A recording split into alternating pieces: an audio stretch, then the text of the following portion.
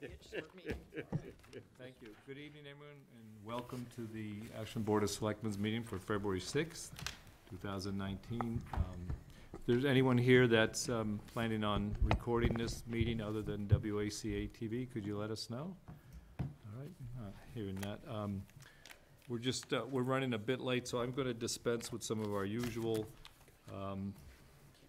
opening actions and just go right to citizens' participation. So that would be you folks. If is there anyone here who wants to address the board? Hi, I'm Maureen Roberti. I live on 16 Charles Street. I'm here actually on behalf of my husband and I and our neighbors who couldn't be here tonight. There's some property that abuts us, and I'm sure that many of you here are familiar with Donald Zani, and that he's currently in litigation with the Conservation Committee. So we've been advised to come here to bring up our newest issue with Mr. Zani, looking for some help and guidance. In the past couple of months, he has started, well, I can't say it's his property. Somebody is bringing in cars on car carriers and trailers and parking them. I assume picking them up and dropping them off. It goes on all hours of the night. You know, 2 in the morning, you hear the beep, beep, beep. There's cars, and the interesting part is, if I were a suspicious woman, I would think that he might be doing it on purpose. The cars back up to the property on Charles Street, and they're parked in mud. They are parked in what we think is the land he cleared, the wetlands that he cleared, which is part of his litigation. So there's not much I can do about that right now. But so is he doing it on purpose? Because Charles Street has been very involved with keeping his feet to the fire with, what he's done to the wetlands back there. So we're just calling with some advice. I don't know if he has a permit for this. My husband was out there taking pictures today, and one of the cars actually has a sticker on it from a car auction place in Dighton. So are they auctioned cars, somebody storing them there, bringing them on premise, off premise as needed? Our house doesn't overlook it directly, but the car carriers do come down the street directly behind our house, so the lights are in our windows all night long. I have to keep all the shades drawn because the big rigs, the headlights, the lights, the sounds of the trucks. Our neighbor Ryan, who abuts the property, called the police not so long ago because it sounded like gunshots because of just the racket going on out there. And it's bad for everybody. So has anyone filed any formal complaints? Well, or we went to the Conservation Committee because that's who we've done all of our work with in the past. Yeah. And Carl Hackinson advised us that he couldn't speak to us about it because there is ongoing litigation, and Mr. This Zani is more just like hired building, his 4th lawyer. Right. So, but I think we're talking not about wetlands we don't know who issues to go here, to. but kind of that's why I'm here. We don't know where to go. Enforcement and building inspection and maybe nuisance. I don't know. Yeah. Do people? Is this land? So you're on Charles. I'm just looking at a Charles map is the right dead now. end. So off of Tri-Street, Charles. Yep, it's a and dead then end. The land Right there. behind you. So directly behind the end of Charles. Correct. You can see Okay. it from the end of 'Cause Charles, there's clear as day. also, if I'm not correct, there's also Odessa uses land that's further down. I Yes, think. he has a tow lot that he rents out to Okay. somebody that's fenced in and I think is properly permitted and all of that. But this is where, if anyone recalls, a couple of years ago, there were huge trees cut down. Those are gone now, but the wood chip pile is still there. This is all land that was all vegetation a couple of years ago, but then has been cut down. So most of the cars are in the mud. They're not even on the paved part of the lot. And, like I said, as if I was being suspicious, I would think with all the property he's got, they're on his cell phone, so I don't know if you want them to be emailed to you or. So the activity is not happening on Charles Street. It's happening on Yale Street, which abuts Charles Street. Right. So it's Okay. it's just the distance is probably as far from here to the street outside the building. I guess, Michael, is there certain action they should be taking, whether it's filing complaints, or who should they be talking to about this? I thank you for coming down. You didn't have to. You could have sent an email and everything. So, but I appreciate you coming down and taking the time. I know you're busy. So first thing, with regards to the noise, so right now our police department are the ones who translate and enforce the noise ordinance. If you have noise issues, we have a nuisance noise bylaw. Call them, Okay. let them know. They should be able to send out somebody to respond and assess the noise and take appropriate action at that point in time. It does sound like there are some uses that are inconsistent with what is allowed there, and that would be with the zoning, building department and zoning department. And so we will talk to our zoning enforcement officer, who will, go out there and assess the situation, and if Okay. there is something going on, we will address If it. you could email the pictures that you have, boardofselectmen@ashlandmass.com, that way we would get them Yeah. as Okay. well. But if there are current, it sounds like there are some current wetland issues that are happening, so Yeah, if there are impacts to the wetlands that are happening because of activities now, it does not matter that we have litigation That's from right, a yeah. prior matter. Those are new violations, so well, the Carl Conservation Commission should Carl be. did send an email to, I don't remember her name. Megan, yeah, she Megan. could Yes. probably And come down. I think it was last week, and basically said that, can you do another inspection down there? There's people on Charles Street. Sure, they could be in Need violation. some relief. Yeah, they so, could be. I don't know what's happened with that, but like I said, he had suggested to us that come here and just give you guys the heads up of what's Okay. going on, to keep everybody in the loop. Good. But, Well, thank you. I can call Mike Crisafulli, or, that's fine. Well, just to be clear, you're gonna have Mike. We're gonna have Mike proactively go out there. out and look there at something. and- We're gonna see if Meg has already gone out there. Last week, but We're gonna have your contact information, because you're gonna send us the pictures. Yep. And I'll give you, Ryan, who lives next door, who's he couldn't get a babysitter tonight, so he couldn't be here, but his house is right next to it. We're the next one in, so, we hear the noise, we just don't see it like he does. We see the carriers come down through our backyard, the lights and everything, but we don't see, but it's, All right. So that'll give us an opportunity to follow up with Yep. you and let you know what we find out. okay, Great. great. Well, Thank you thanks, very Maureen. much. Nice Thanks seeing for you. coming down. Nice seeing Thanks, you. Rob. again. All right, thanks. Thank you. guys. All right.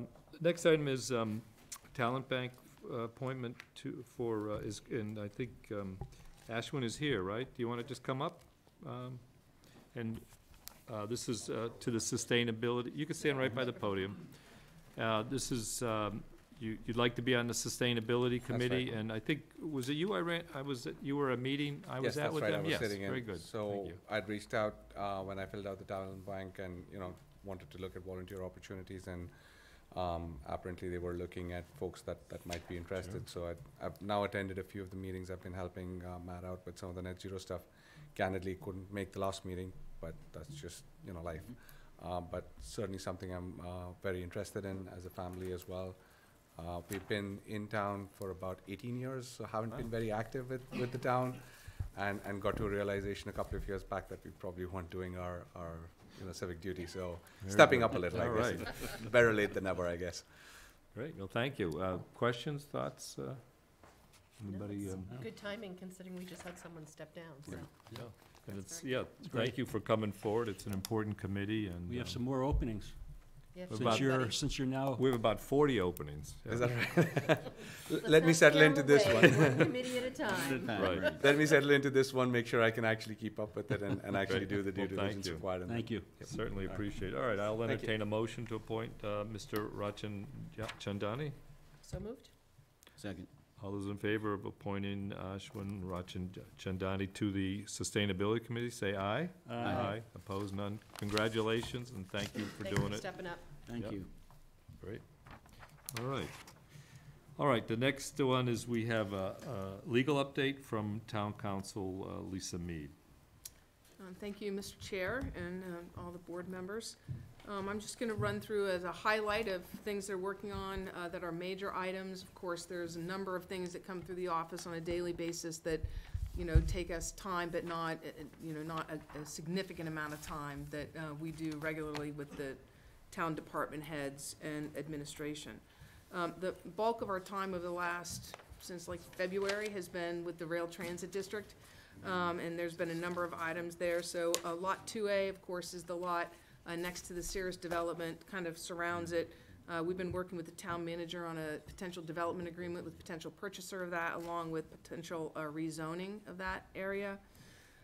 We've been working with the MBTA on the turnover of the MBTA Access Road. The town has completed all of its obligations under our memorandum of understanding with DOT, and we are just waiting for them to finish their work and sign the deed and turn it over to us. The real estate management company is busy, and so we are working on that.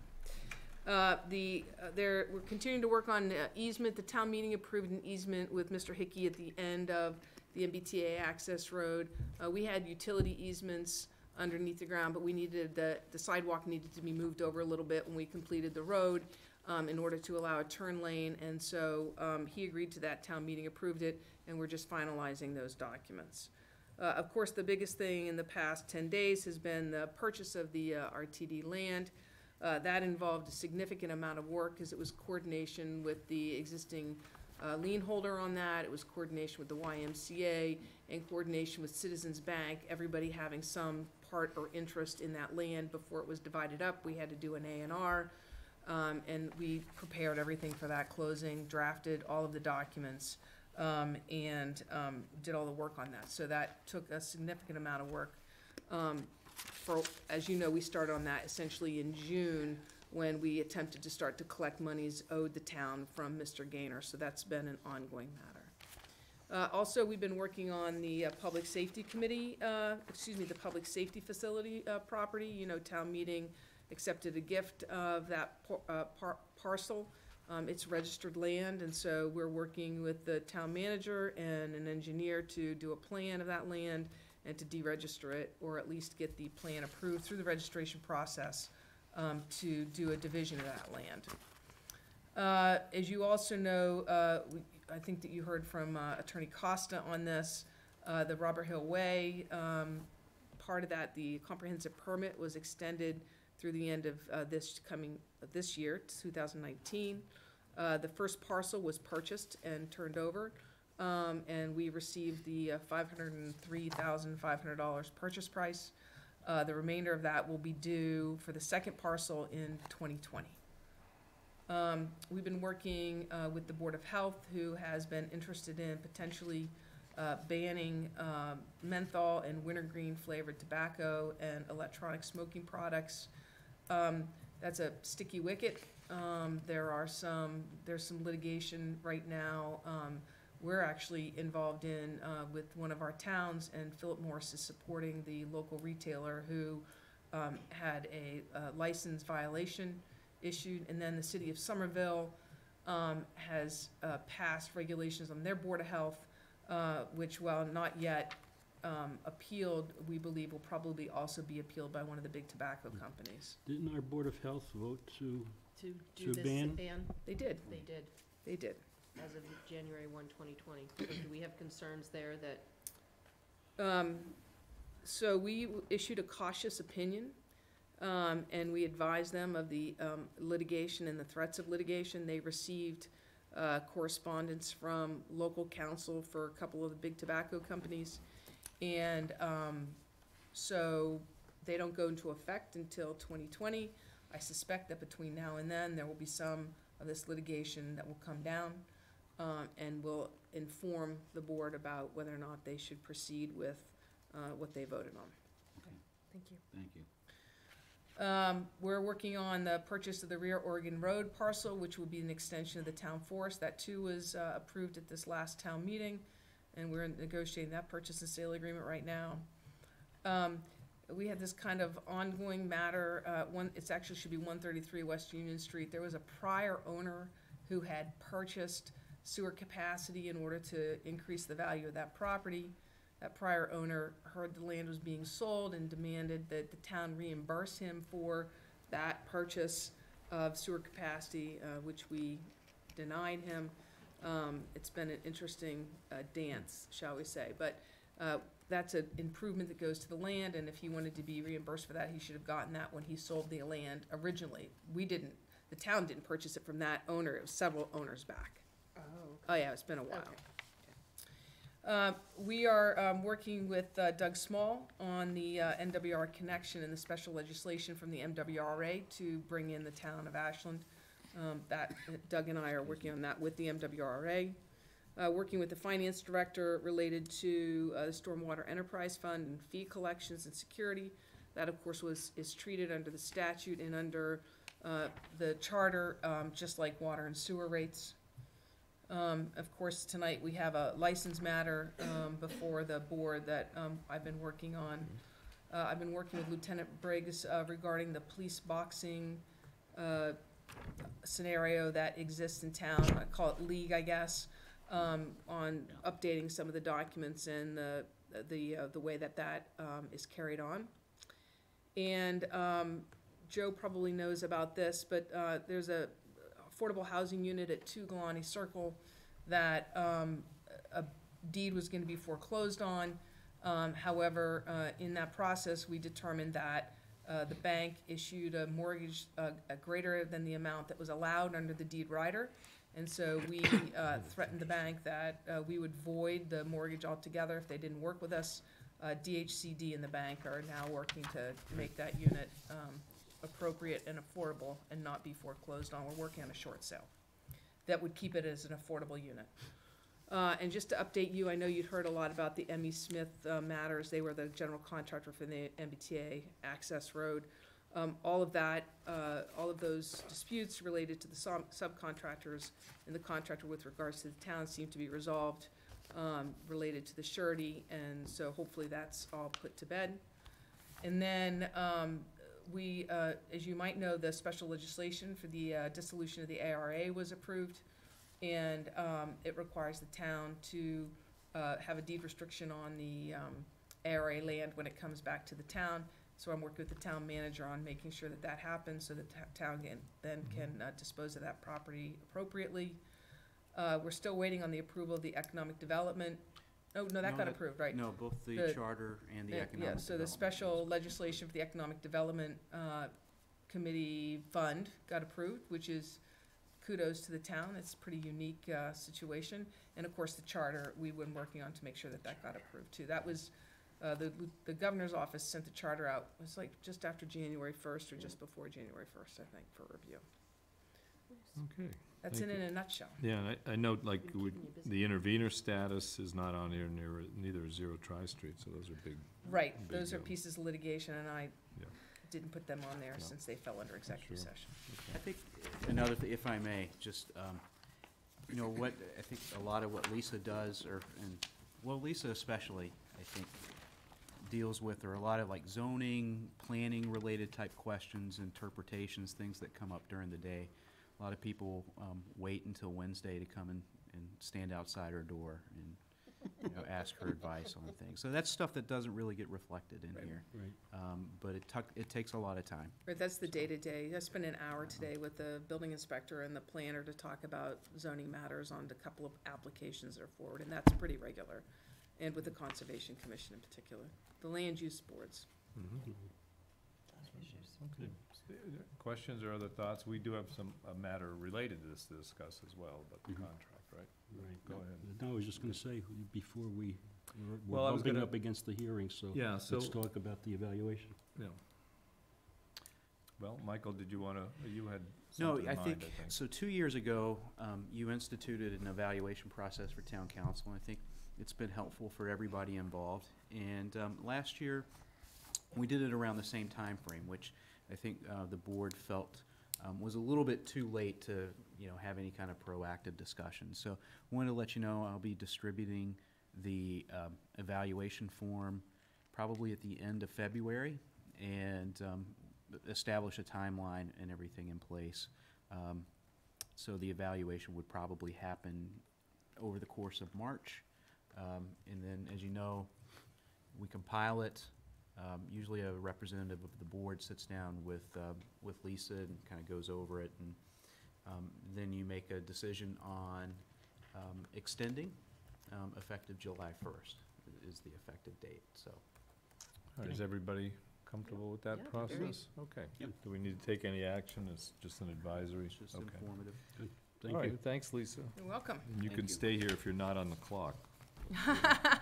I'm gonna help you with the Honto hearing, if that's all right. Oh, all right. In regards to All right. the review, I'd like to recommend that we make sure it's done no later than the end of April, Okay, so that it happens before the next election, because I don't think it would be Sure. appropriate to have a new member sitting here to Yeah. try and evaluate someone that they haven't worked with. Okay, Because we know there'll at least be one new member. Hopefully that's it, but we'll see. all right, thank you. And, That too. Thank you. all right, so, and Jennifer is here. She's scheduled to go next, so I'm going to ask for some guidance. Could we open the hearing and have Jennifer talk We to us can for a little while, or would, Open is it, it better to? and then we could suspend it.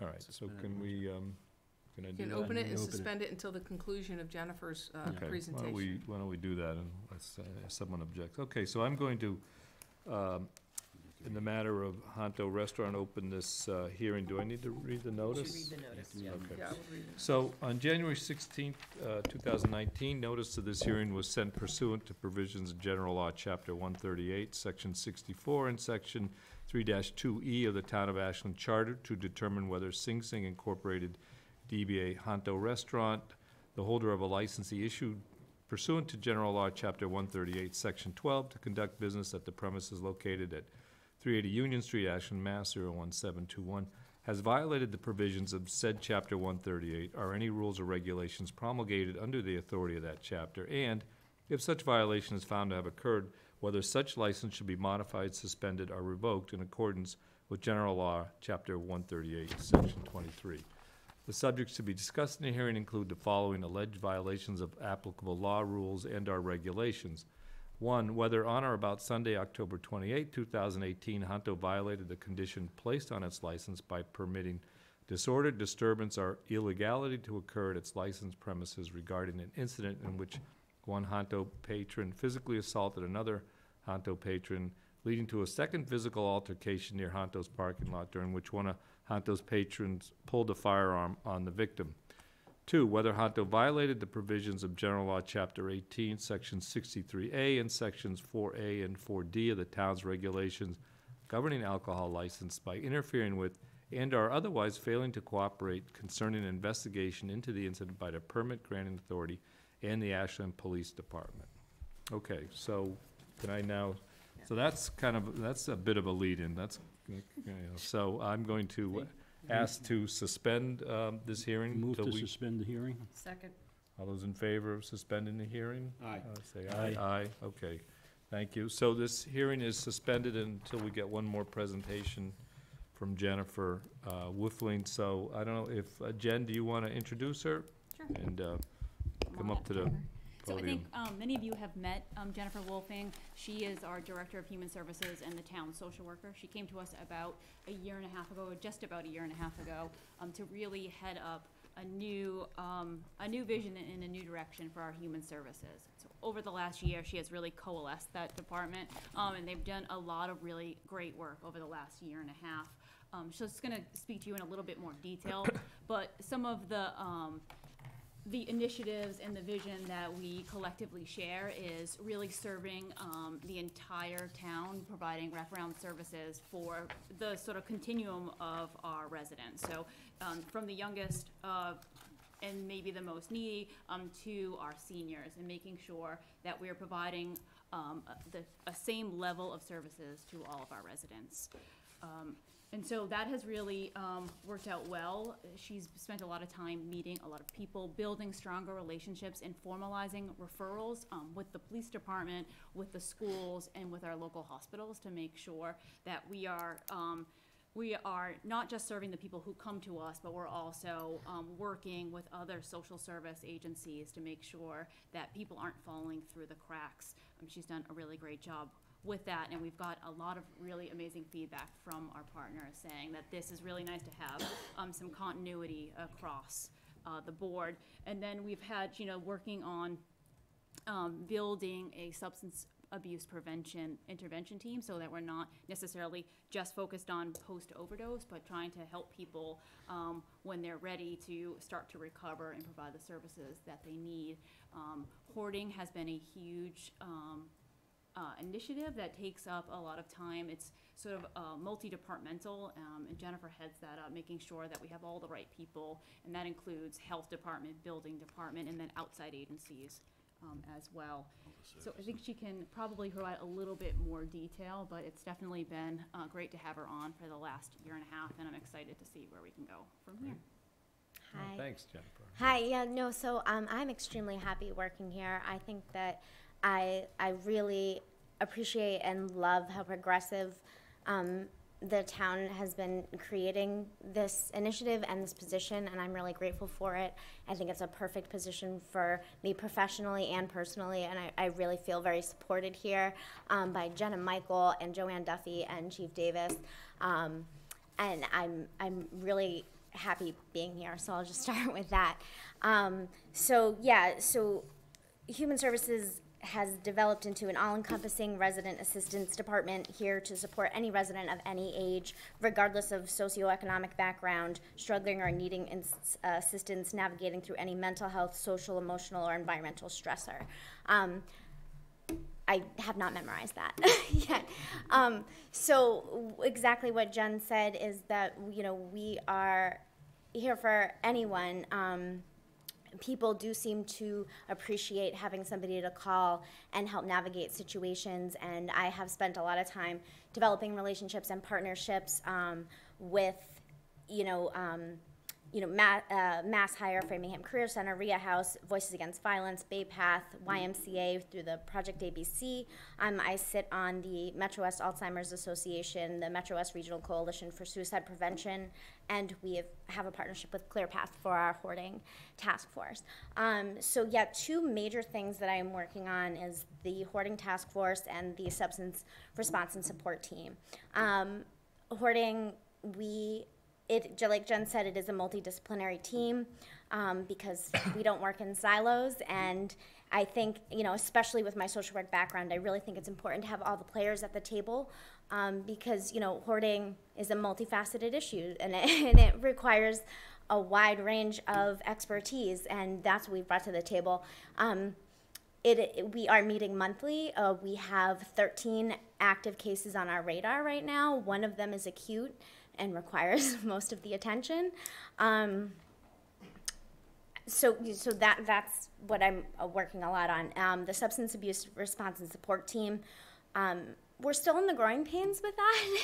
We have done some trial and error on how that's working and what that team is gonna look like and exactly what we can do, but right now we are mostly meeting weekly, and we have some dedicated police officers, Detective Masiello and Prosecutor Ostreicher, meets with us, is part of the team, and we are working on, in my experience, the recovery journey is never linear, and we want to be able to be there for someone no matter where they are on that spectrum if they're not ready for 100% sobriety. And what does that? How can we be helpful for them? How can we extend that olive branch? So we're working on exactly what that means for a multidisciplinary team, so we're really working on facilitating and developing a strong initiative there. Okay, thank you, Jennifer. Are there questions or thoughts while Jennifer's here? Jennifer, I just have to say that thank you for taking on that responsibility.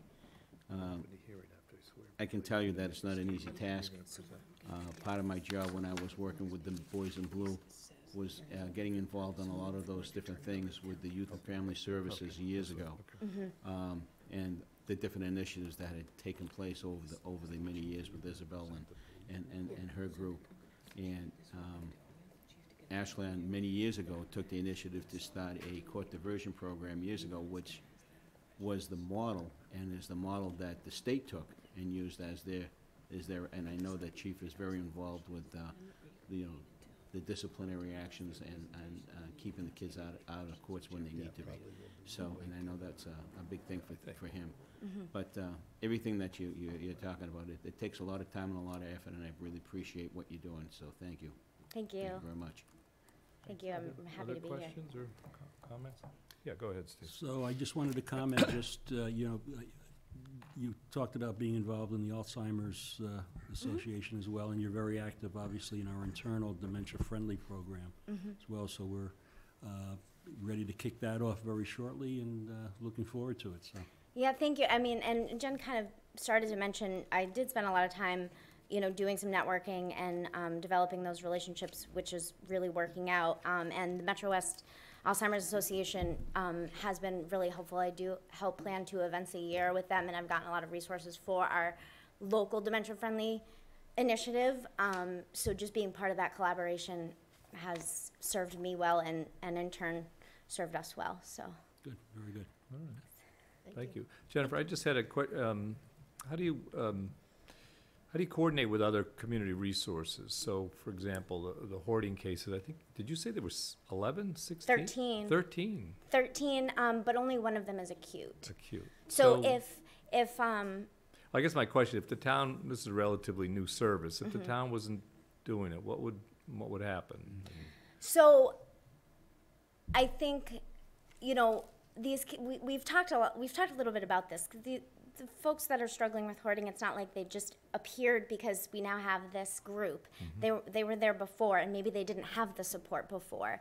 Right now, as far as, we're not interested in telling people how to live their lives, certainly, but we are interested in being there when there's a safety concern, when there's a fire concern, when there's a health concern, and that's when we have to maybe step in and offer more concrete options for folks. So I guess the answer to your question is they were there, they just weren't. Right, and really what about getting the other support. resources that might be available, working with, I mean, there's a lot of nonprofit agencies in the area that provide mental health services and other support services. How does the town work with them to kind of maximize the use of available resources, I guess? Yeah. So we contract, which again, I'm grateful for the support that I have from Jenna and Michael. We contract with an agency called ClearPath. So they're an outside contractor that we pay for yearly, well, 1 year so far. And they're the experts on hoarding and clutter. Well, what about the other substance abuse issues? I know there's a lot of, like, advocates or SMOC or other agencies or that, that work with a lot of people in Framingham. How do you coordinate with them? So outreach and networking and making phone calls and building relationships. Right now, for our substance response and support team, we are working on a contract with JRI. Oh, okay. And they came to we were meeting weekly mostly, and they were finally able to come to our meeting. We've been talking about this for months. And this week I did get word that we are like seconds from solving the transportation issue. Our police department is going to be able to fax them the referral form day or night, anytime, to get folks to a treatment facility paid for through our JRI contract. Right. So that is seconds away from being finished. And then our contract with them, our MOU with them, will involve harm reduction specialists. Maybe somebody's not ready to be sober, but maybe they need some education on Narcan, or maybe they need a hepatitis test, or maybe they need, some support around some referrals to a day program, or maybe they need a job, so wherever they fall on that. There's a variety of needs and resources. Okay. So Jen, whatever they I'm sorry. fall on that spectrum, JRI is going to be our main person, and then SMOC. SMOC came to our meeting on Monday as well. We're going to be able to have access to their recovery coaches if somebody needs that. Somebody to be able to look into their eyes, that person's eyes, and say, I've walked this walk, and you need to talk about that. So. Good. Jen, were you going to add something? Yeah, I was just going to elaborate a little bit. So I think one of the things that Jennifer brought to us from her previous work experiences, she introduced what she calls systems meetings. And so that's how initially, so beyond the networking, sort of the more formal way, depending on which case or what type of case or what needs, she brings all the contacts in. Everybody sits around the table. That's so it could important. be, social services. It could be, some of these folks have advocates. Sometimes it's hospitals. Sometimes it's pharmacists. And then everybody comes around the table and they are all sort of talking about how they can best serve this one person. And so depending on the case, that happens pretty regularly now. Great. Thank you. Yes, Michael, did you? Just one last thing. Thanks, Jennifer. You're welcome. And we've got a great crew over there, just in general. Really glad to have Jen and Jennifer working with this. But one of the things that we really wanted to have happen with this position and this new vision for this Human Services Department is an integration with the Ashland Public Schools. And obviously that has some of its own inherent challenges and obstacles, not necessarily because of personalities, but just because of the way things are and the silos that develop. But I was really happy to get, I think a little less than a month ago, an email from one of the school's clinical psychologists who was saying how much of a pleasure it was to have Jennifer and have that resource available to the school and some of the issues that they were facing, and how she was able to bring, some of her experience and her resources and integrate it into part of the Ashland Public School system. So things are going in the right direction. All right, Very thank good. you. All right. Well, thank you, Jennifer. you. Appreciate Jen. you coming forward. And Appreciate all your Awesome. work. yeah, and thank you, job. and keep up the good work. Thank you, I will. All right, thanks, Jennifer. Thanks. Okay, so I'm going to now unsuspend the Yeah, motion suspended to hearing. reopen the hearing? All those in favor of reopening the hearing, say aye. Aye. Opposed, none. Hearing is reopened. So I think the next step is there anyone here who will be presenting evidence to the board on this hearing? If there is, please come forward, stand, and I'll swear you in. You folks, if you're gonna testify, you do need to come forward. We can do everybody at once, I think, right? Yes.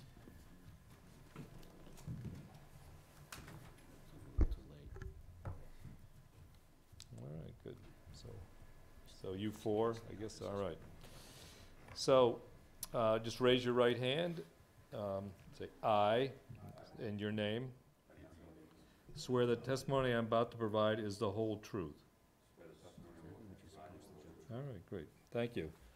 You may be seated. The hearing is open, and for the purposes of moving forward, I'm going to ask town council to present the matters, and she will ask, I think, for reports from the chief and the detective. So, go ahead, counsel. Thank you. And if it pleases the board, what I would like to do is have the chief start by providing an overview of what he has concluded and reviewed as a result of Detective Masialo's report and the incidents that he's reviewed himself.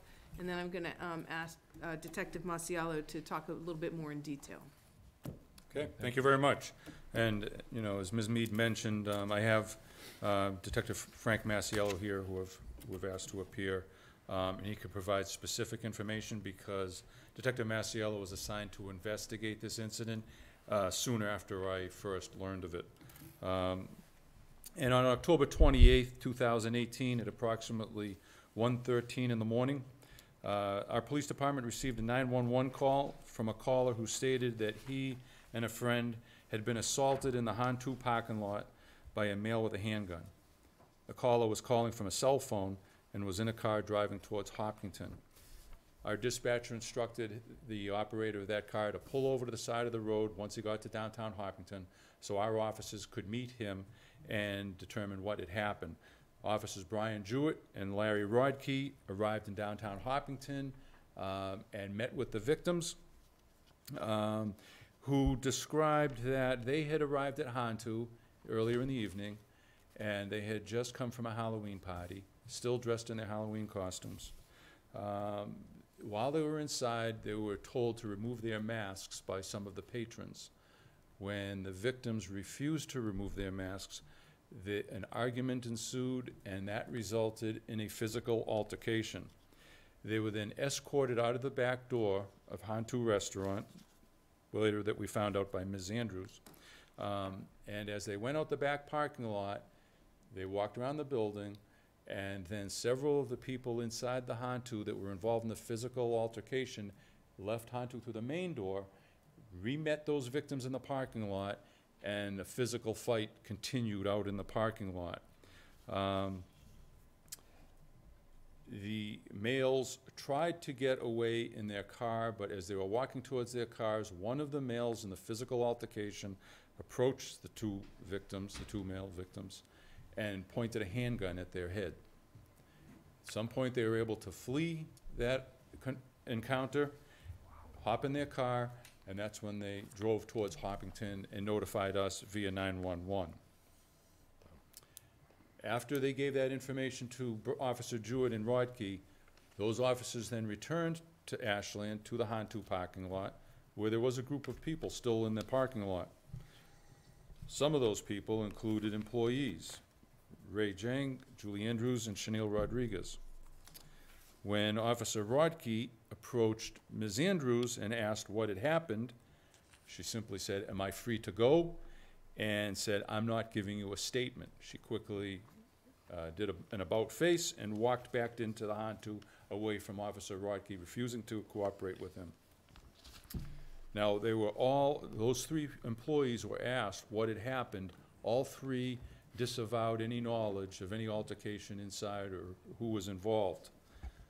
The officers later reviewed the security videotape from inside the Hantu, and it disturbingly showed that all three of those employees were present and actually played an active role in this event, and they certainly knew what happened. They were in close proximity to the altercation.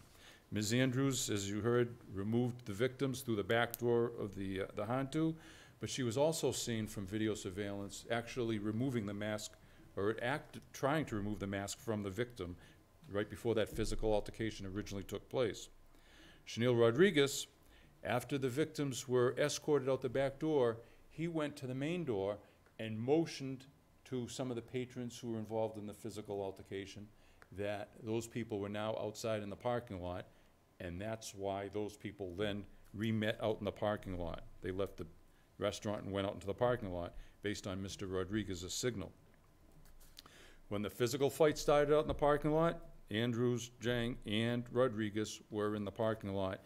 And at some point, it looks like they were actually trying to usher them to an alleyway by the dollar store, presumably to get away from the view of the video camera systems. The investigation in this case, as I've mentioned, this took place back in October. It was a protracted investigation because witnesses, including the victims, were reluctant to cooperate and evasive. However, not only were witnesses and victims evasive, and they don't necessarily have to cooperate with police, but employees of a licensed establishment are mandated to cooperate with the police, both by the town's alcohol policy and by state law. We found none of the employees were forthcoming to either the follow-up investigator or for the officers on scene. This was a violent incident. This involved a handgun. This places our officers at risk. They're in 1 in the morning, a little after 1 in the morning, our officers are responding to this scene. And when we get there, it's bad enough that people aren't communicating with us or telling us they're not forthcoming, but it makes it that much worse when the employees are not forthcoming with us, especially in fact, that there's a weapon. So it places our officers at risk, and it places patrons and other people in that area at risk. And, as a police chief, just obviously, can't tolerate that, that type of behavior. Obviously, their I guess, activity or, lack of cooperation violates both policy and state law, and it diminishes the confidence that the town should place on them to properly operate and maintain their alcohol license. All right, thank you, Chief, for a very thorough. Thank you. Detective Masiello?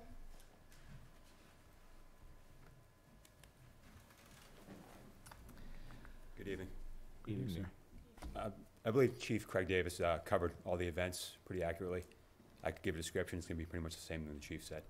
I'd just like to clarify if the board had any questions on any specific issues. If I could, Detective, Yes. if you could tell the board in the investigation that you undertook, specifically the extent to which you attempted to get the employees, Mr. Yang, Ms. Andrews, and Mr. Rodriguez to cooperate, and whether or not they did so, and at what time they finally did, if at all, cooperate with you. I spoke with Mr. Jang, Ms. Andrews, and Chanel Rodriguez shortly after. Mr. Jang had a death in the family, so he wasn't able to meet with me right away. When I contacted Ms. Andrews, she was very responsive. She agreed to come in and speak with me. And Mr. Rodriguez never met with me. He claimed he was out of town during the week and could only go home on the weekends. But then every time we tried to meet, he had some reason why he couldn't or wouldn't get back to me. And was the information that you gathered from them in person consistent with the video camera information that you had seen? Yes, it was. All right, thank you. Does the board want to ask questions now, or wait till the further testimony and do it at the end? But I suppose we want to go I ahead. have just a timing question, because sir. the Chief Davis's letter talks about 1:13 a.m. as the time where the 911 call was received. Correct. So our officers responded to Hopkinton and then came back to Ashland. And so what time were they at Honto? What period of time did that occur? Between 1:30 a.m. and I believe it was about 2:30 or 3 a.m. when they finally left.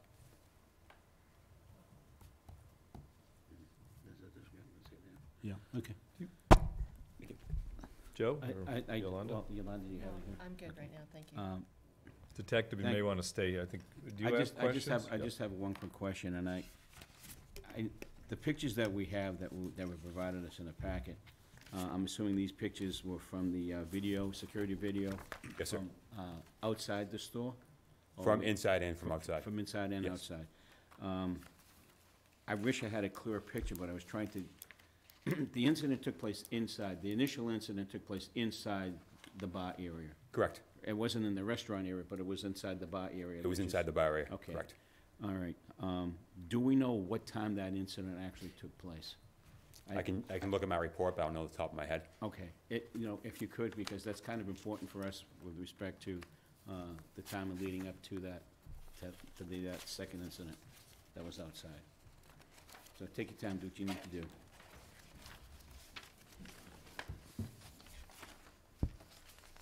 There are timestamps, but I can't. Yeah, Yeah.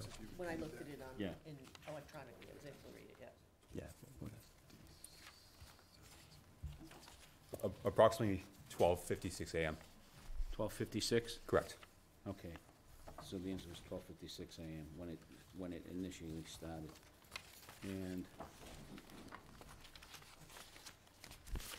But that's not when it ended. That's when it started. That's when the initial confrontation started. Okay. Then at some point, through the chief's report, the victim was escorted out through the back door by Miss Andrews. That's correct. We don't have a photo of that being done, do we, Chief? No, we don't. Okay. I'm trying to get a better understanding as to that the time of the incident, of the assault that took place inside the building, and it was 12:56, to the time they were able to leave the back door. I'm sure there must have been some span of time that happened. It wasn't right away, I'm assuming. They were escorted out of the door very shortly, maybe 1 or 2 minutes. Very shortly? Yes. Okay. So was it before 1 o'clock or after 1 o'clock? It was probably right around 1 o'clock. Right around 1. Okay. Thank you. You're welcome. Thank you. Detective, I just had, so just as a follow-up, so you weren't able to pursue a case because you basically had no testimony or evidence, I guess. The is it? victims in the case refused to Yeah. participate. So, are these folks that were accused, are they still going regularly to Honto? Do you know the? I do not know. Okay, all right.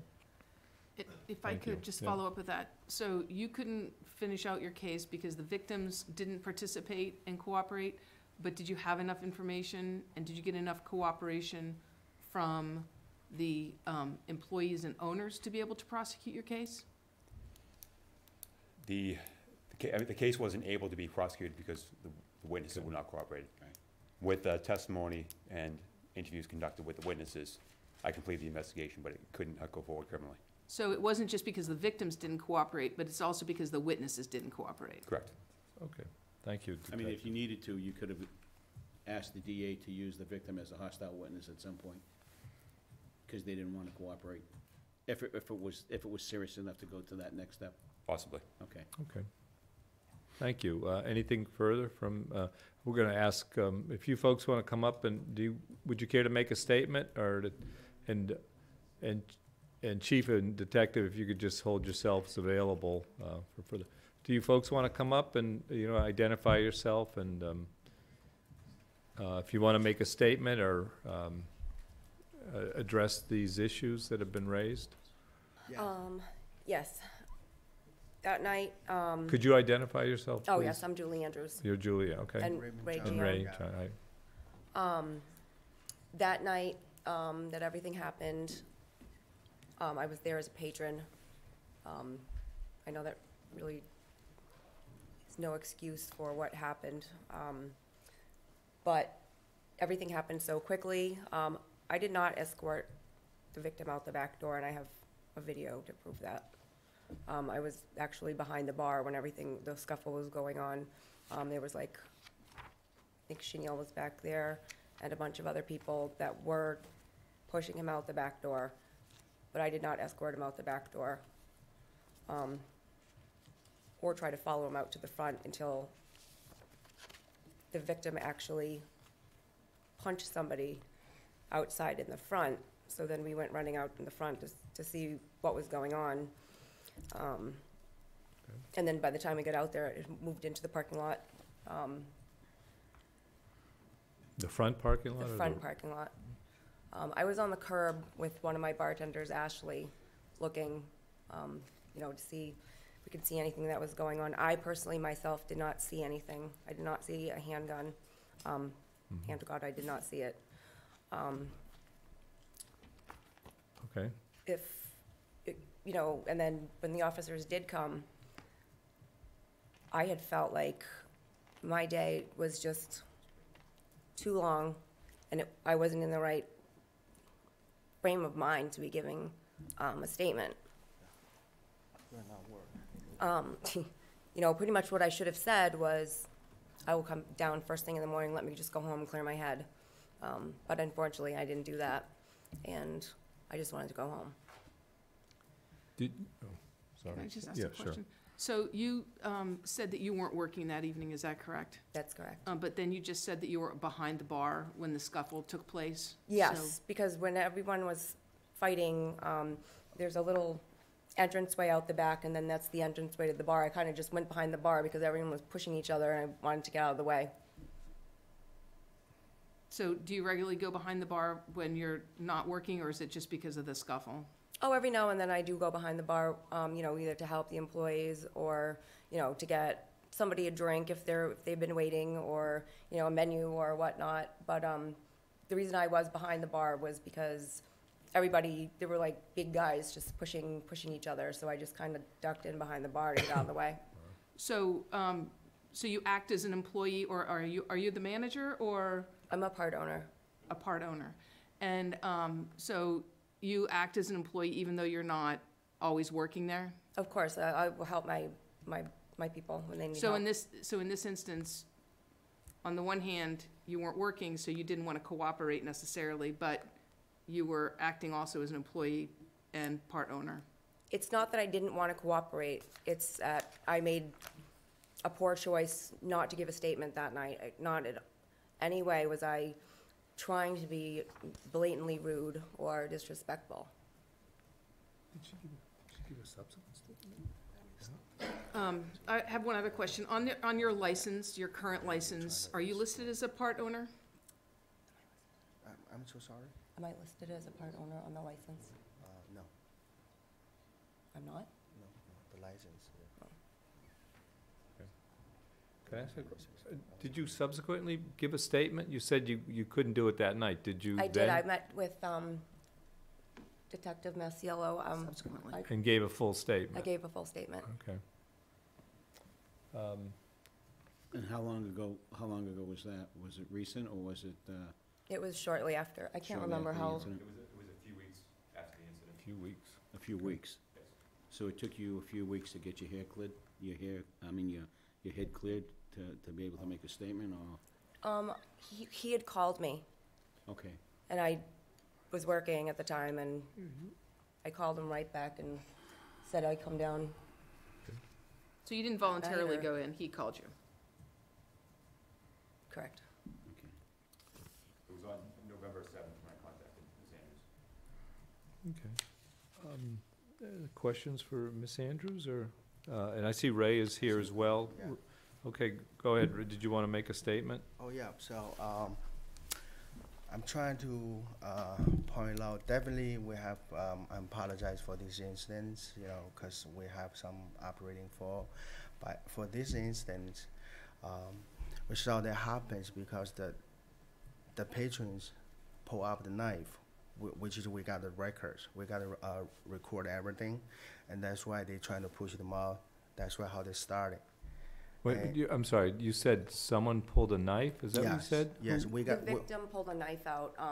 When he refused to take his mask off, he pulled a pocket knife out of his front pocket. Okay. Yeah. Where his friend cut a hole in his mask so he could take a sip of his drink, which then it was like, just no, we can't have that. Yeah. Which I Okay. think that this is Yeah. what a big. That's why they reason happened. why. How they start. They trying to, I have you know. video footage of him taking it out and handing it to his friend. That's why they push them And he was out. cutting a hole like around the mouth so he could take a sip of his drink, and that's when I said that this can't, And then you can't wear the mask, you can't have a knife out and 'Cause cut it, like, we cannot identify. We need to check it out. You know, make sure they are, you know, I legal see. drinks.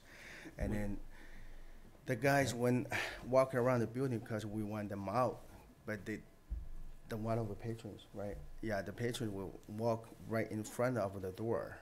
That's why what happened. That the other patrons will go out. That's why how they start. You say they saw them? Is that what you're saying? Yeah, they saw them, and then I saw that happen. They was pushing for each other. I went out to separate them.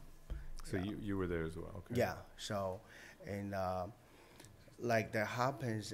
I mean, everything happens so quick. But we're trying to make them calm, and trying to nobody hurt. And then after that, this officer like there's a 4 officers came. Sure. And then Yeah. I was there whole time until with the officer. So did you see the handgun that got pulled? No, I did not see it. Yeah, I did But you not were see out there the whole handgun. time, you tried helping him separate, but you're saying you didn't see the gun. I did not see that. I did not see the gun. I'm swear to God, I did not see it. But so after that, the officer came, and then I was be cooperative with all the officer. So check out the videos, and almost at So- 3 a.m. Yeah. As a Go ahead, follow-up. sure. So, you, as part of the story was you're letting us know that it happened inside.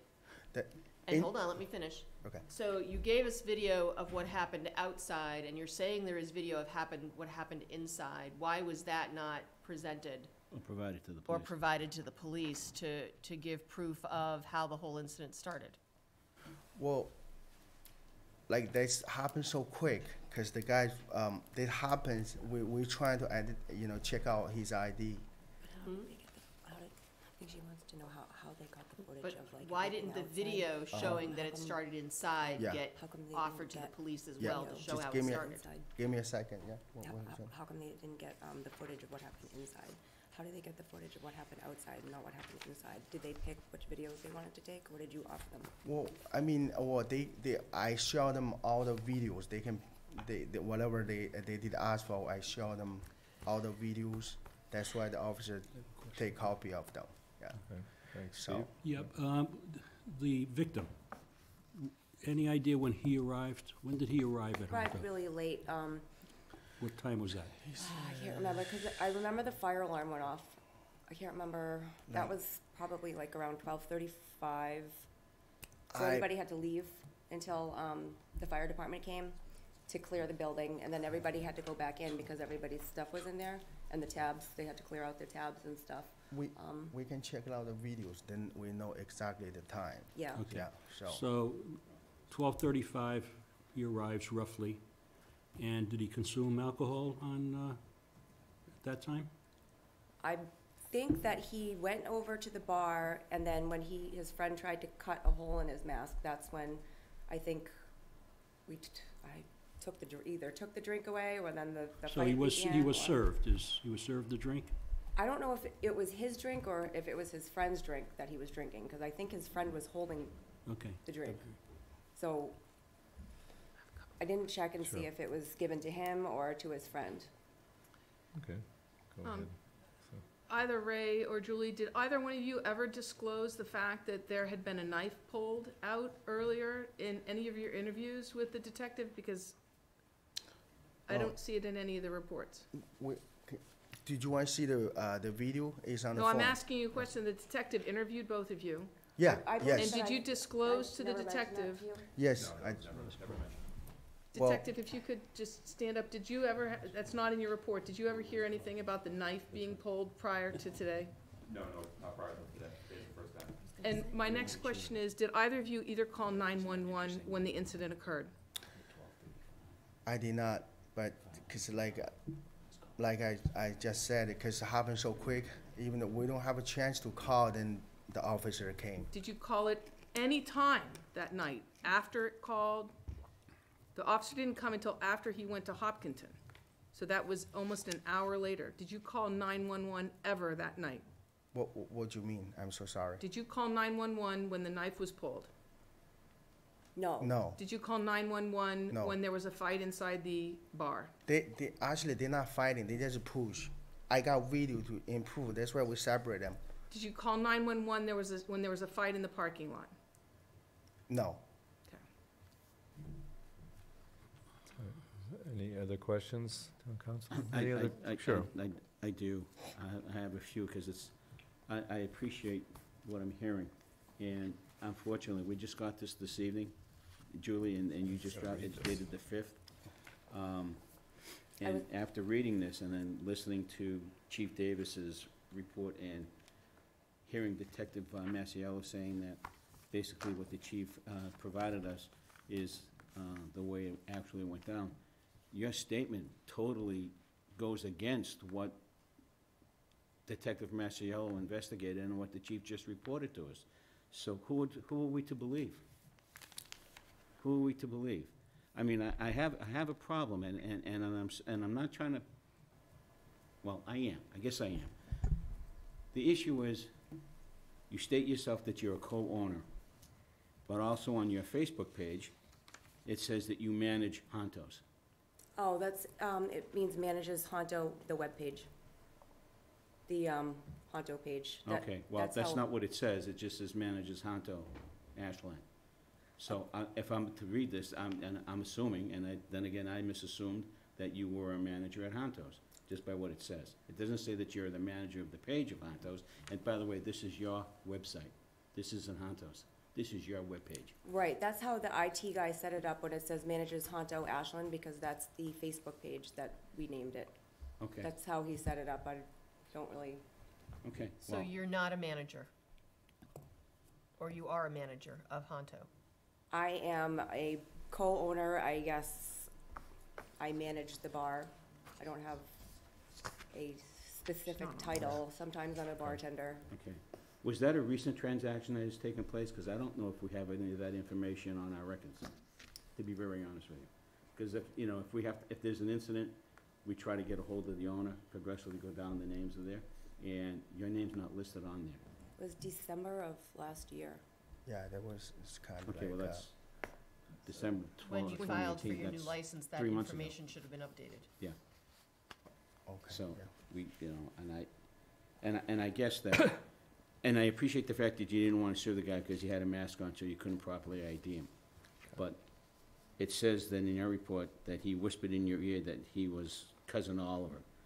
Oh, yeah. Her son. Because his his son, father yeah. comes in to play trivia. Yeah. So when I asked him to take his mask off, he said, Yeah. "It's okay, you know me, I'm so-and-so's son." I said, "It doesn't matter, Yeah. The other people don't know who you are, and I still Yeah. don't know." So 'cause you're- why did you get involved in that when Ray was actually working that night as a manager? And you had just come in? Because I thought that I would be able to talk to him, because I knew him from, okay. him coming in prior, and his dad and I are friendly with, with trivia and everything. Okay, so did you recognize his voice? If you're that close to him, then you knew him, you were... No, You I didn't didn't recognize his voice? voice, but, Okay. I mean, I mean, if could- I'm that close with somebody and I hear somebody's voice, I'm gonna know their voice. No, I mean, I Well, don't you know. see him on a regular basis. I may Okay. see him maybe once a month when he comes in with his dad. Okay. The questions or, I think, any other questions or, of Ray and, Julie? Yeah, if you folks want to just stay near the microphone in case there's other, and I think, we're gonna discuss, but before I close the hearing, I'm wondering if,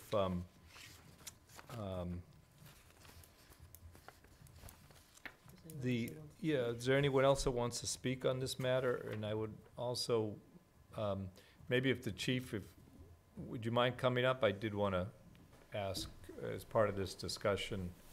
So, Chief Davis, I just want to personally say I'm sorry you're leaving us, and I think we're, not to change the subject too much, but sounds like you're good luck in your future endeavors. Thank you. I'm sure we'll miss you. So, and thanks for your service here.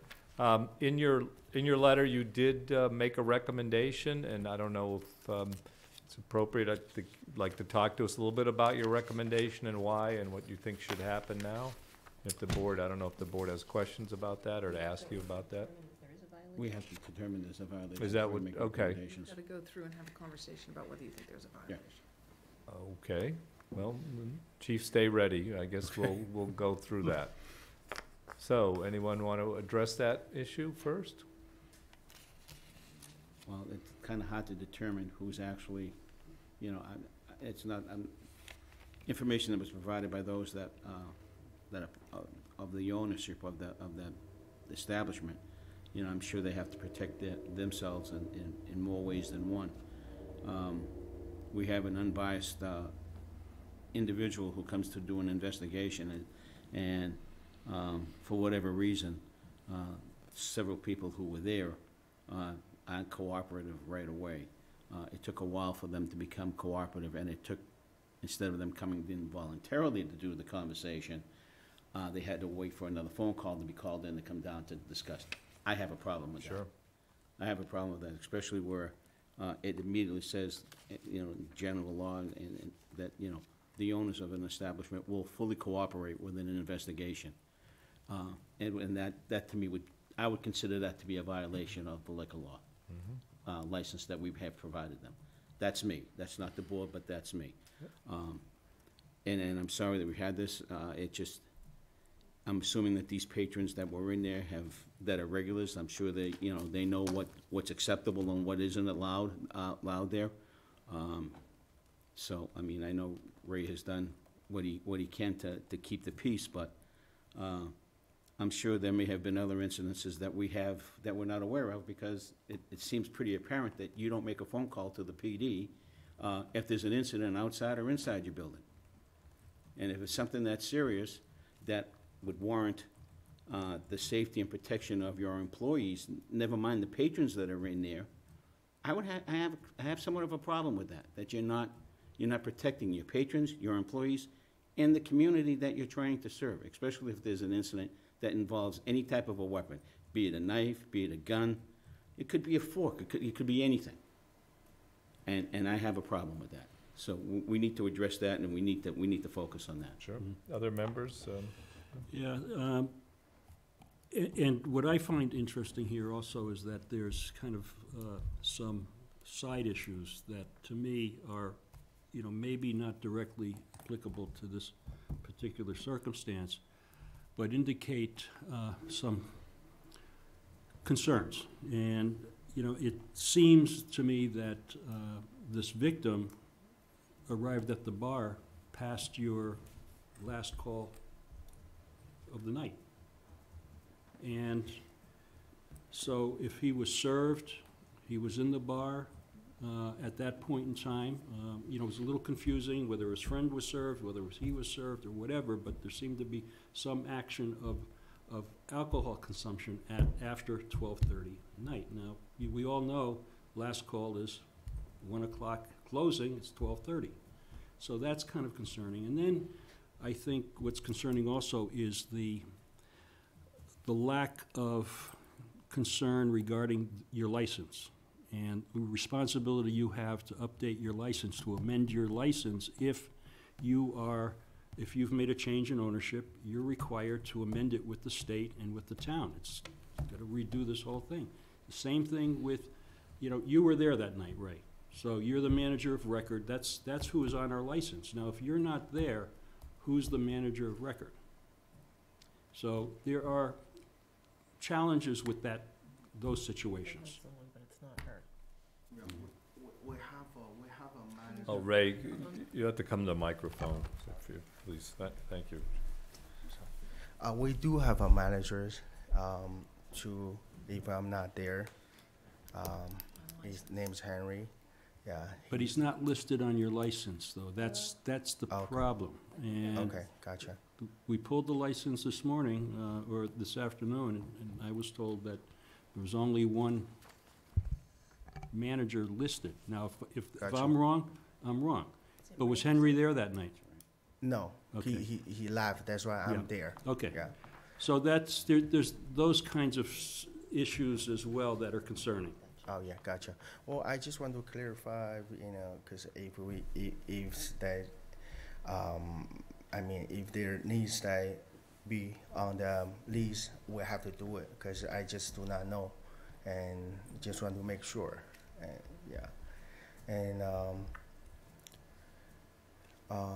what did I say? So nervous, yeah,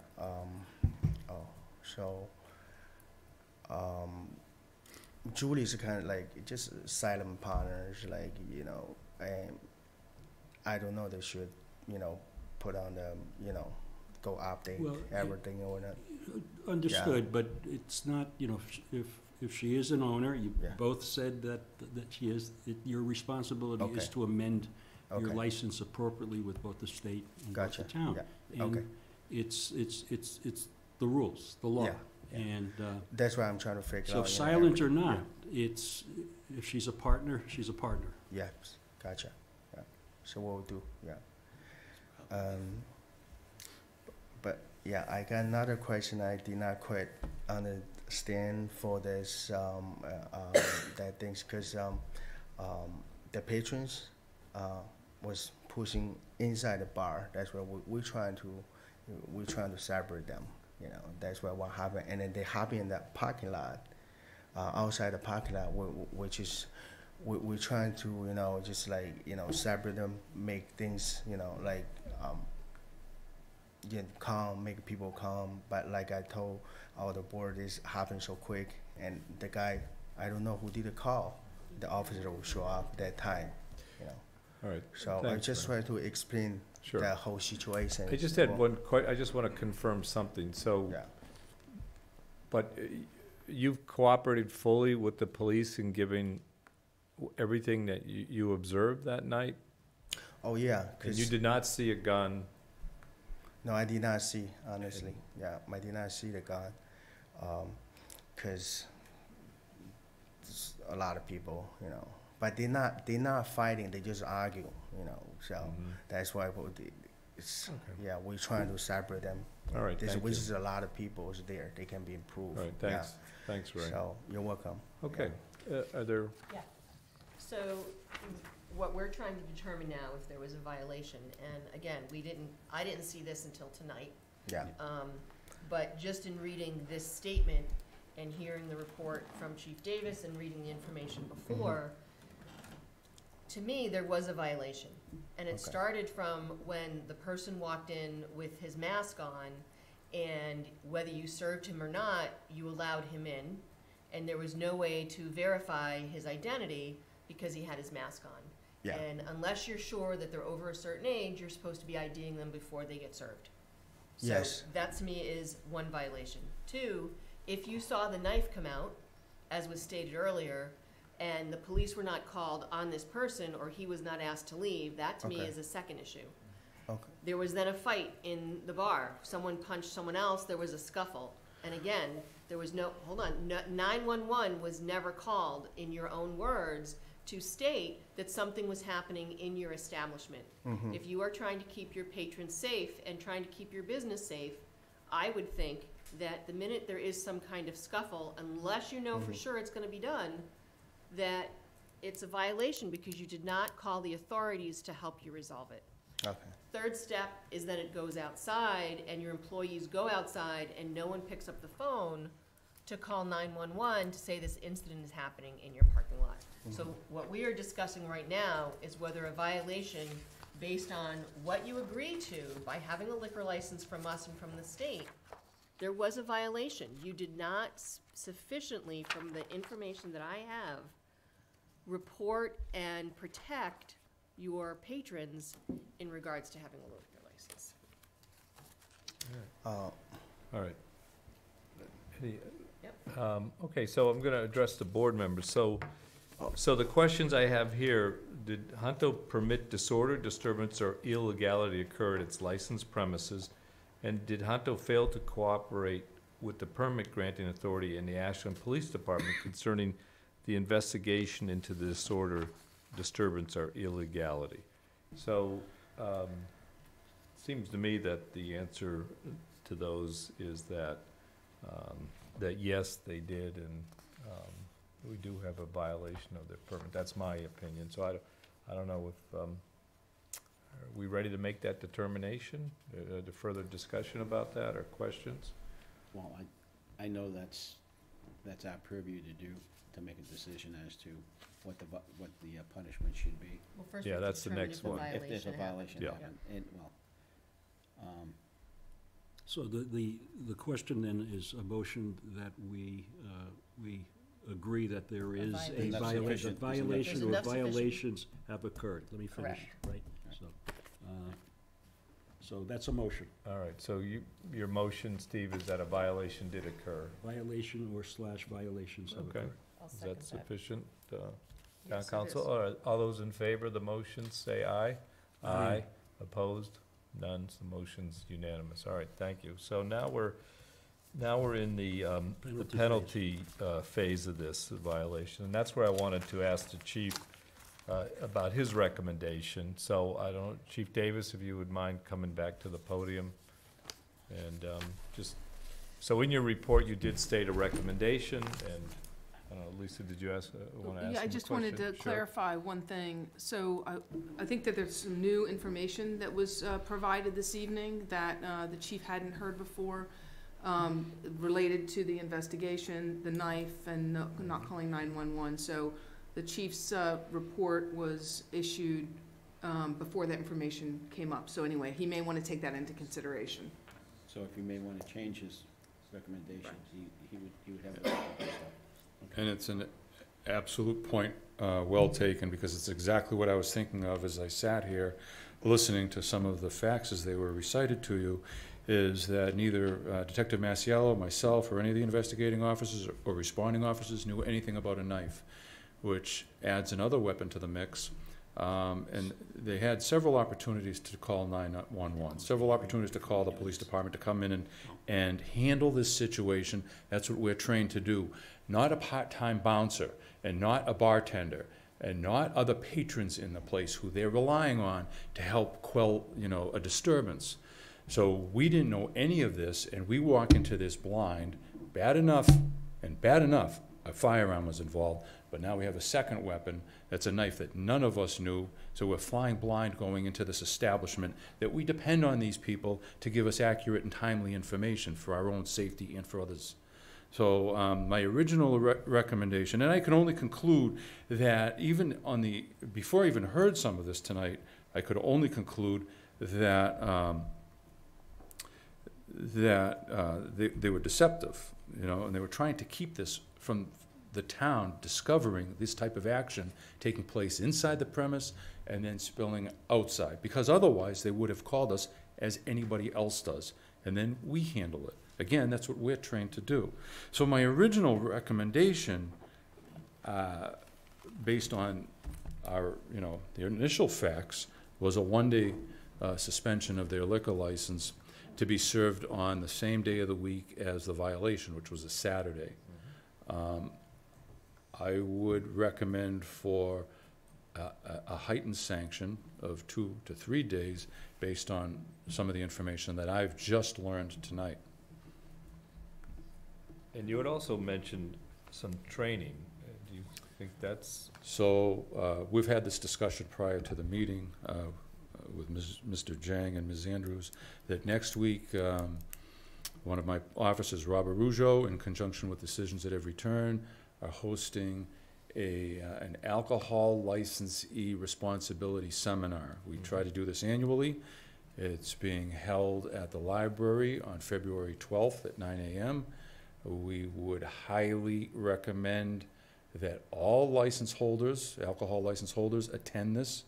And I would almost require that their staff attend this. Yeah. When is it, Chief? Again? It's on February 12th February 12th. The library, okay. at the library.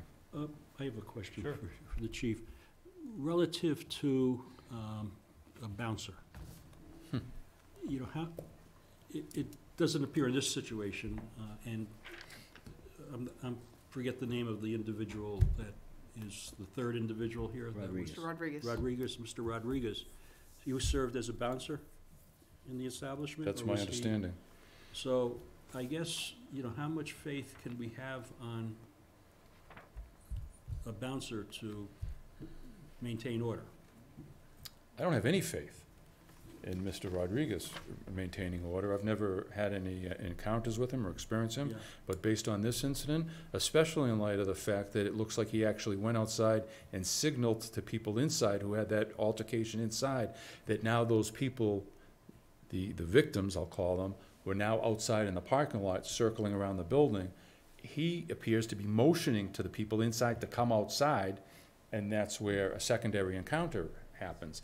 Instead of him isolating the people and not letting anybody outside, knowing those two victims are out in the parking lot attempting to get into their cars, he should have held it, the other combatants inside, let the people get out of there, and then let the people out. I still go back to minimally, he should have called the police department, at a bare minimum. But absent of doing that, his responsibility is preserving the safety of patrons in there. And I view it as he exacerbated the problem. Is this person still employed there? Is this, no. Other questions or thoughts? What's the sense of the? I can just say that, you know, in hindsight, when Hontos was before us, when they first came into town, and they were doing things, and there was a particular issue that, you know, we gave them a slap in the hand. One of the suggestions and recommendation was that there could be a police detail to eliminate some of this activity that's going on either inside and outside the building location. I mean, that could be an option. That could be, we can't make it mandatory. But I would suggest that would be something, so that way if something did happen, there would be a direct line to the police department, especially now where they, you know, we've had 2 incidences on this one evening where no one opted to make that phone call. And I know that an officer that would be working there, all I have to do is just turn on his radio or her radio and just say, hey, got an issue, send the squads down. We gotta resolve this. Ray, did you want to add something? Did you want to say something? Okay, just. First of all, definitely, I need to take a part of responsibility. But another thing that I want to clarify, the knife, when I was read the video with the officer, I saw that though. I did not saw that happens, you know, the people knife. using a knife. Yeah, it's just there's a 4 officer over there with me to check out all the videos. Can you explain the actions of the bouncer? Why did he motion? Why did he motion those people to come outside and tell them to? Who knows? He wouldn't know. Well, you might have a theory. It's All right. Well, So, It's an assumption, and Yeah, you he can't. can't. so you have no knowledge of that, I guess. Because honestly, to me, my knowledge, because like we just trying to, because this, they trying to separate them, make them calm. Okay. That's All right, That's thank what, you know, we All try right. to. Thanks, Ray. So So, I guess I'm turning back to the board here to, are we ready to make a determination? We had the chief's recommendation. Thoughts on that? What's the sense of the board here? Well, I'm a little biased, and I have to, you know, full disclosure. Right, Counselor? Full disclosure. Full disclosure. Being a former police officer, I have a concern about the safety of everybody within arm's reach of, within that establishment, and within the community as itself. So, I take this serious, and I know Ray does too, and I get that, but you have to understand what, that responsibility falls right on those big shoulders of yours, you know, and you need to focus on that. Yeah. And you've heard this before from us. This is not something new. You've heard this before from us. So, 3 days, I mean, I have no problem with it. I would, to be honest with you, I was thinking maybe more, but 3 days going, and plus going to that training, I think would be, I would add that to the recommendation, that they definitely go and be part of that training. Okay, Steve? So I have a question for the board. How many violations do we perceive occurred here? And, you know, I think that's, Oh, you had, has some bearing on how we adjudicate this. So I would just like to have the board clarify that. in my mind, I'm looking at least 3. So name them, just so we're Okay. clear. The 2 incidences with respect to the assault. Yeah. Inside or the knife being removed, whether it was to cut the thing open or whether it was to keep somebody, you know, away from him or whatever. There's no determination as to what that was, but a knife being shown. No different than a possible gun being shown. It's the same scenario. Right, so there's 2. The third would be 12:30, stop, you know, last call, and this individual comes in a little after 12:30, and there's a drink, whether it's his buddies or whatever. At least the 12:30 curfew, 12:30 last call was violated because the friend got the Yeah. drink, whether Well, it was his or not. we Well, don't we know don't that for know if sure, the- so yeah. that we don't know for sure. We'd have to, but, you know, that's an assumption I'm making just based on this conversation. I would say the third violation is the lack of communication via 911 to the police department. That, to me, would be the third violation here. I think I would agree with that, that's the 3 violations, that the knife, the fight inside, that, you know, they didn't contact, or, you know, that issue, and then the one outside, and no contact was made with 911. So I would agree with you, Steve, that it's, in my mind, 3 violations of what is expected as someone who is running a business selling alcohol. So, where does that leave us? Do we have a recommendation? Joe's talked about suspension for 3 days, and I don't know. Other thoughts, or Steve? No, I think I'm gonna defer to the chief's recommendation. I think that's appropriate. Unfortunately, you know, we hate to sanction businesses. You know, you're a good community member and trying to run a business, but, you know, we just can't, this is a partnership too. We just can't have this kind of behavior. We've dealt with it in the past, and it wound up ultimately with the loss of license for that license holder. So, you know, this is serious. Yes, got it. When do you want Counsel, do you the, have something that? when do you want the violation served, the suspension served? No, we haven't voted on the number of days yet. No, it would all We be. could do it all since I together, call- So the recommendation from the chief was? 3 days. He said 2 to 3 days, 2 to as 3 I days. recall, and Joe said 3 days. Okay. I think So, at least one of those should be served on a Saturday to Sunday, you know, Saturday night. I think at least one should. so are we And then at 2 it's- days or 3 days, or what's the sense of the I'm board? okay, I'm in agreement with Joe for 3 days. Yeah, I am think, too. Okay. you know, I think to, certainly not to put a completely onerous burden, I wouldn't recommend we do 3 Saturdays. I wouldn't either. That's where No. I was going, that I think one Saturday, and then, and again, Other you know, then the weekdays. following week a day, and then the following week a day during the week, I think would be appropriate. And the Okay. fact, and that they would have to go to the training that's happening on the 12th.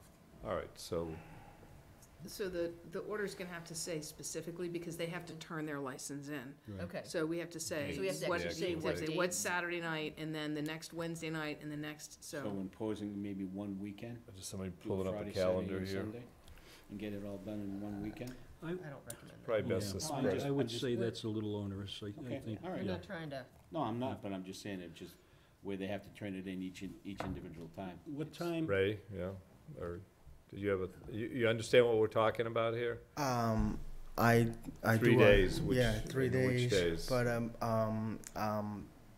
so definitely I need to take a responsibility, but just like whatever the board decides, you know, I will take it. But cause a lot of I mean that thing to me, cause like the incident, we just trying to like, you know, separate them because, you know, like I told you, I did not see any knife right after I think we when watching understand the where you're videos coming and then from, Ray. and then if that I may, Rob? happens. Sure. So what I'd like to ask is, do you have any events coming up?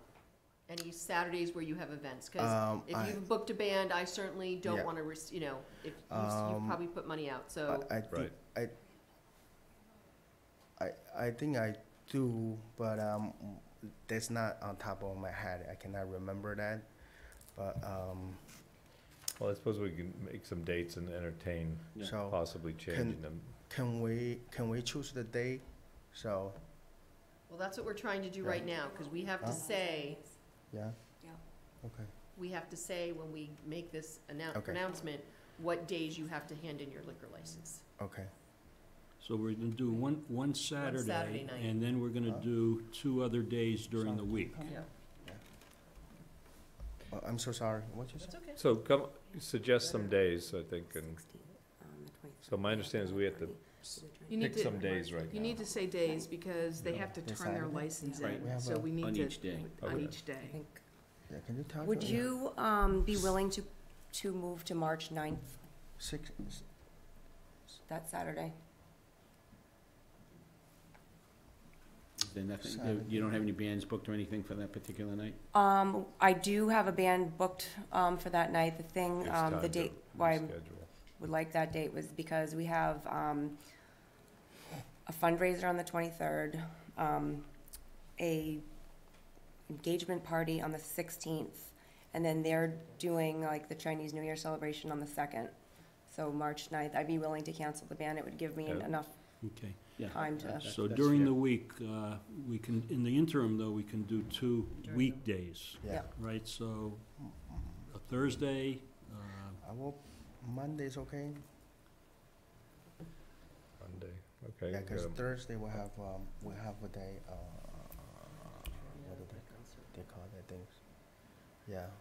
I Would it mean, be falling on the same week, or would it be, We could separate weeks if you like. spread it out. okay? Yeah. Yeah. Yeah, that'll be But good. let's say March 9th would be The the Saturday. Saturday, we last, got that. the last day. So let's pick a couple days between Okay. now and March Yeah. 9th. Would you be willing to do a Monday, Yeah, let's pick a Monday and then another day. and then another Monday? Thursday. Well, Thursday, another no. Monday.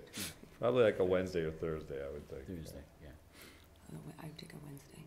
Because I'd take the So- Wednesday. Yeah, there's- So any Monday work for you? I mean, Mondays is... Any is- Monday. Okay, so Yeah. 2/18 All right. would be the And then day, we're gonna do either a Wednesday or a Thursday. Okay. So yeah, the 27th. Take a Thursday. Wednesday. Wednesday. It's a Do a Wednesday. Thursday. Or Do do a a Thursday. Thursday, then the 28th. 28th. The February 28th? 28th So the 18th, 28th, and and the the 9th 9th. Yeah. of March. Do you get that? Everybody Right, has and that? then, Chief, the alcohol training is on February the 12th. What time and where? Library. That's on February 12th at the library, and it starts at 9 a.m. Okay, I'll be there. Okay. See you, Julie and Ray. All right, and that's part of the order. Right. So we have to state it, right? Yeah. Right. So I move that we revoke the liquor license for Honto on Monday, February 18th, Thursday, February 28th, Saturday, March 9th, because of the 3 violations, and that they are mandated to attend the alcohol program being held on February 12th at 9 a.m. at the library. Now, who from Hontos will be attending? Will it be all managers I would and say all managers and owners. owners, right? Anyone who's responsible for managing what's going on. The motion actually should be suspend, not revoke. Suspend, Suspend. okay, thank you, I apologize. That's okay. Suspend the license on those 3 dates. Right. Thank you, Okay. Lisa. All right. Any further questions? Do I have a second? Second. I Okay. thought Steve seconded it. No. Okay, No. second. Motion's been made in second. All those in favor say aye. Aye. Opposed? None. Motion carries. I'm going to direct the town manager to write that up and send it out. Okay. I'm- So, Michael, you'll Right up the write that up and send it out?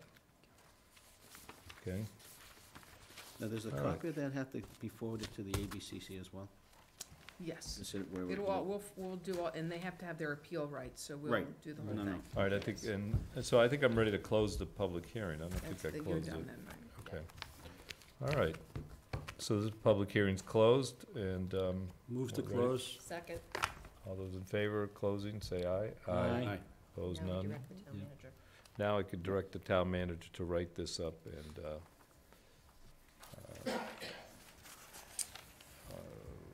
yep, and, notify the license holder in writing along with reasons for such action and copy the commission. Okay, thank you. And the only other thing I would encourage, not encourage, I think the expectation is that you have to amend your license. If you haven't, if you have additional owners, silent or not, you need to amend your license. If you need to add managers, then you need to do that as well. All right, thank you. Thank you, Thank you. Chief and Detective Thank you, Massimo. Chief. Thank you, Thank you. Ray, Yes, and, all right, thanks. It's been great. Yeah. And are you leaving us, Thanks, to Lisa. council? Thank Lisa, you. thank you. Thank you for your support.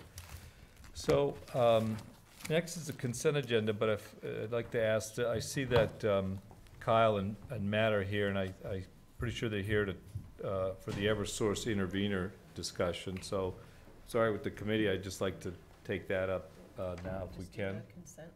Yeah, why don't you just, we can All do right. the consent Anybody- agenda. I Oh, would well, like we have to, to- I would like to request that we Yeah, all right. take out letter I, the vote to ratify the MAU with DPW and the fire union before we Very good. accept.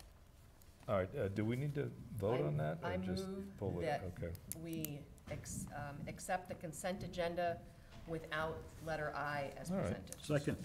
All those in favor of accepting the consent agenda, say aye. Aye. Opposed, none. Okay, thank you. So we pulled that out.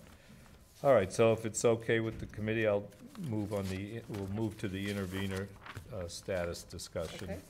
And Kyle and Matt, if you want to come up here, if you have any questions or thoughts, feel free to come to the podium. So I guess I'll try to, I guess I'll try to summarize. We did discuss that a bit, and I'm not sure how much I can say. Michael, do you care to make a statement about it? Let's see. I think what would be an acceptable way to state things is that it's something that we are currently in the process of looking at continuing to pursue. You know, we have intervenor status. We are utilizing that status to get a seat at the table. And at this point in time, we're looking at different avenues that the town can take or not take, depending on some of the information that we receive. So. Okay. And I guess I'll just add that, the board is, as Michael said, carefully reviewing these things and considering how we may best move ahead on the intervenor status. Did you guys have anything you wanted to say to us about that, or any new information, or I've tried to brief them on some of the concerns. And as you know, we did forward the questions that the Sustainability Committee had to, Thank you. you all right? To Eversource. So, and I know that you guys have been helpful in pointing us towards consultants and groups that might be helpful in this process. So, Matt, did you want to just say something, or? Yeah, I think we're mostly just wanted to express that we are here and we'd like to be involved in, if there's a discussion around options, we'd love to help out as best we can. We tried to provide one resource for the town, but I think we'd like to stay involved as much as we can in this. We feel that it's in the town's best interest to look at all the options here, and the reason that we pushed for intervenor status in the first place was because we felt strongly about any kind of natural gas or fossil fuel project needs a close look at the necessity of the project and considering long-term planning for the town, trying to reduce our carbon emissions, and the state as well, understanding how that fits into that big picture. So that's our goal in this, is to really weigh that situation, because I think the default of just, you know, supporting these types of infrastructure projects, I think it's shifting now. I think we're trying to go in a different direction, and that's kind of a slow transition. I understand that it's a transition that takes time, but it is something that we need to begin doing. So that's our interest here. And I was hoping for an update, but I understand it was done in an executive session, so I don't think we can get much information, but if there's anything that we can do to help, please let us know. Good. Thanks, Matt. Questions or thoughts? One thing, Matt, if you guys find any advocacy groups that could render relatively inexpensive or free assistance, that would be helpful in this process or advice, so. All right. Okay. Anybody else? Thank you, Matt. Anybody else? Okay. No, good. Thanks, Matt. Thanks. Thanks for Thank you. coming forward. Okay. Okay, so we've done the consent agenda and the intervener. Okay, so, I think we're back on to discuss the stormwater workshop. Did I miss something? Did you want to do that, or do the DPW? Oh, I'm sorry, you're right, Wanna yeah, do that? let's go back to that. So, Michael, you did provide us with an MOU. Yes, and I will let you know that I'm not asking you to vote on the fire contract tonight. It was approved by the fire union, but it's with their council for review as well. So hopefully we should have that before you at the next meeting. Yes, you'll see here it's I think it's about a six-page MOU. And, you know, this is for the period starting July 1st, 2017. And I think if it's okay with you, I'll just hit some of the highlights of it. Most Sure. of this was really just trying to clean up some of the contract language. There were some issues where there were some concerns about interpretation or differences in opinion and how to interpret them. So we went through and clarified them. We did a little cleanup language as well. So just to get to some of the more salient issues, number 7, which is Article 13, which is wages, you will see that the increase to the salary schedule is 3%, 2%, and 1% on each subsequent year. As you know, what we have offered is 5% over a 3-year period with an additional 1% for the signing on to the personnel handbook. And the DPW, the laborers union, has agreed to do that. We've also revised the longevity grid to match the other unions. As you see, we also increased the uniform allowance by $100 a year. And the other thing that I think is really, really important, something that we wanted to try to address, is professional development and really just kind of the knowledge base and the skill set of our employees as well. So you'll see in number 10, which is Article 21, it's create a new article called Professional Development and Licenses. And it agrees that we shall pay for licensing fees, tuition, and books for classes up to $1,000 per fiscal year for an employee. Now, this is subject to you know, my discretion, or actually I'd probably delegate that to Lisa's. So, you know, in times of certain financial stress, we obviously would not be able to do that. But the one thing that we were concerned about is our employees taking this training, taking this opportunity, getting their licenses, getting information, and then going to another community. So we actually put in a clawback period, which they've agreed to, a 6-month clawback period that says that they shall be required to pay back the amount of money, whatever we paid for the training. Should they leave in Should they 6 leave. in 6 months? Yep. Okay. So, Okay, nice. Questions, thoughts? No. I had the stipends that were listed, how often are they paid out? What were those amounts that we saw listed? Is that an annual Yeah. thing? Oh. yeah, and usually, in some cases, it's built into their base, so it gets paid in a weekly paycheck. It gets broken up by the pay periods. Oh, okay, but what you presented there was the total for the year? For the total for the year, yeah. How many employees fall under this contract? Oh, boy, I don't have that right off the top of my head. It's the whole DPW. Yeah, I Department would of Public say Works. between 20 and 25. That includes the water treatment. Water all in. treatment. Bless you. So it's good to get this. Actually, So if you you're bear looking with for me. a motion to support or ratify this? To ratify, correct. Ratify any questions. So it's good to get this out of the way, and it's been, or get it done Get it done. successfully. So good, thank you for doing that, and for the union negotiators for coming to, I think, a good, sound agreement, so. Yeah, It's been really, really good to work with. I'm sorry, just- go ahead. Just to finalize, yes, we have about 20 employees. Okay, good. I'm sorry, go ahead, I move that Yolanda. we ratify the MOU with our DPW department as presented. Second. Motion's been made and seconded. All those in favor, say aye. Aye. Opposed, none. MOU is ratified. Thank you, Michael, for your efforts on this. Well, And thank the you. members of and the I'd like to thank agreement. Lisa and, the bargaining team from DPW, especially Dan Maurer. He's been instrumental in Yeah. helping Good. with this. I read it over. It's very fair and very logical contract. Yes. Mr.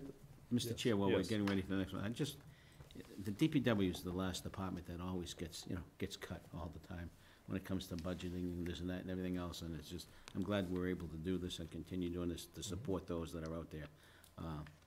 We don't worry about them in the summertime as much as we do in the wintertime, and sometimes they're taken for granted. So I just want to thank them all for doing the work that they do. And I know some I would recent, second that. yeah, I know some recent work on Main Street coming down the hill. Those bad potholes got Yeah. filled. Well, some Yeah. work on 135. The 135 with the Yeah, so- water break, yep. Oh, yeah. Yeah, a lot of water Okay. issues. Yeah. All right, so Stormwater Workshop.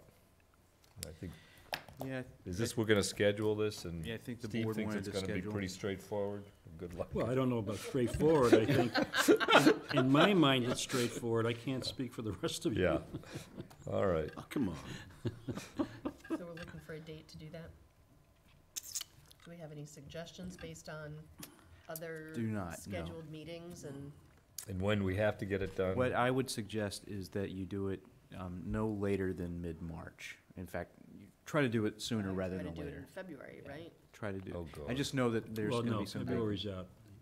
Three of us are Yeah. gone different times, so let's do it early March. Maybe Yolanda and I can do it. We'll come up with a rate for you. I'm actually taking, I've just added to the people traveling during Okay. February, so. All right. So, New. March sometime. Yes, that is We new. look at the first week in March. We The have a week of the meeting 4th, on we're March the meeting the 6th, right, as a 6th. meeting, a regular meeting. Yep. So, we'd have Try to to do it meet either. beforehand, maybe? Or, I mean, I don't know gonna how much For our time. I meeting? think it's gonna take Oh, a little I time. think it's gonna take some time. Is this, I hate to say this, is this a, I well, think it's gonna, Because it's a public. an evening thing? it's So we're talking public six, included, right? 6 or 7 on a weeknight?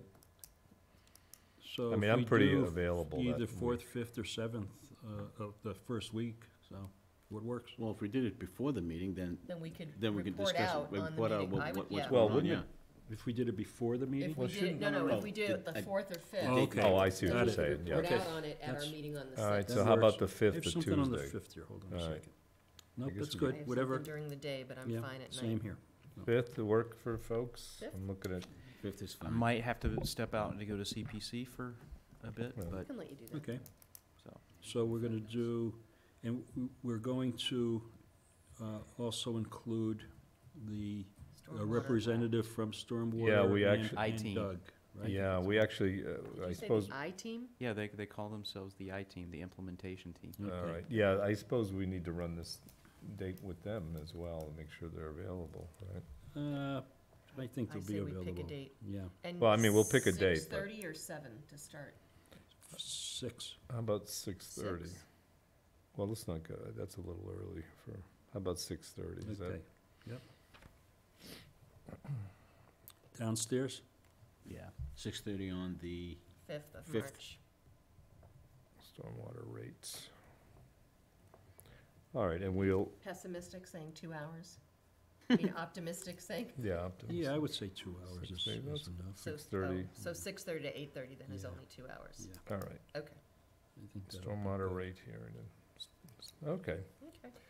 And we'll invite the implementation team. Okay, very Yeah. good. And just to be clear, this is also open to the public Yeah. to come Yes. and Yeah, hear. it would be an part of the open meeting. discussion. Yeah, and I could see us having a little bit of a forum or discussion about this and how to implement rates like this. Okay. So 6:30 downstairs. So the implementation would be pretty prescribed. I think, you know, Right. the rate structure and what you want to do for rates is, More of an art. is really, more of an art, more of what you want to discuss. Yeah. I would also say, I mean, obviously, you can make this as simple or as complicated as you want to. Sometimes I we can, would, That makes sense. I would advise to err on the side of simplicity at the beginning.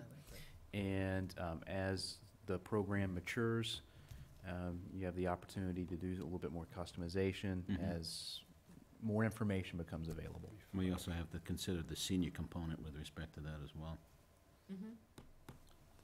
I do think the Stormwater Advisory Committee had a really good, They had some good ideas. Good. Yeah, as to there's round all it, sorts yep. of models and things like that, so that's Okay. good. All right, and we did B. All right, so, okay, the status of the Charter Review Committee. Well, can I intervene on this one? You want to I be had- reappointed for the next one? Is it Well, that yeah, time? no, no. It's gonna start Is it next gonna be year. starting no. in another year? Though you did bring that up. I did. And you did It's say, every 5 well, it's already years, been so- 5 years already since we've got it. Well, it's 2010, Yeah, 2015, and 2020. Call Roberta. I think it is 5 years from when the last one. Implementation. Wait, from the, Yeah, yeah, that's so, good. we've got, we can skip So we those have- 5 we have a years. few We have a few years. years to go. I asked Roberta, I said, what do you think? She says, yeah, she's, anytime you want to 2024. dissolve it, we're good.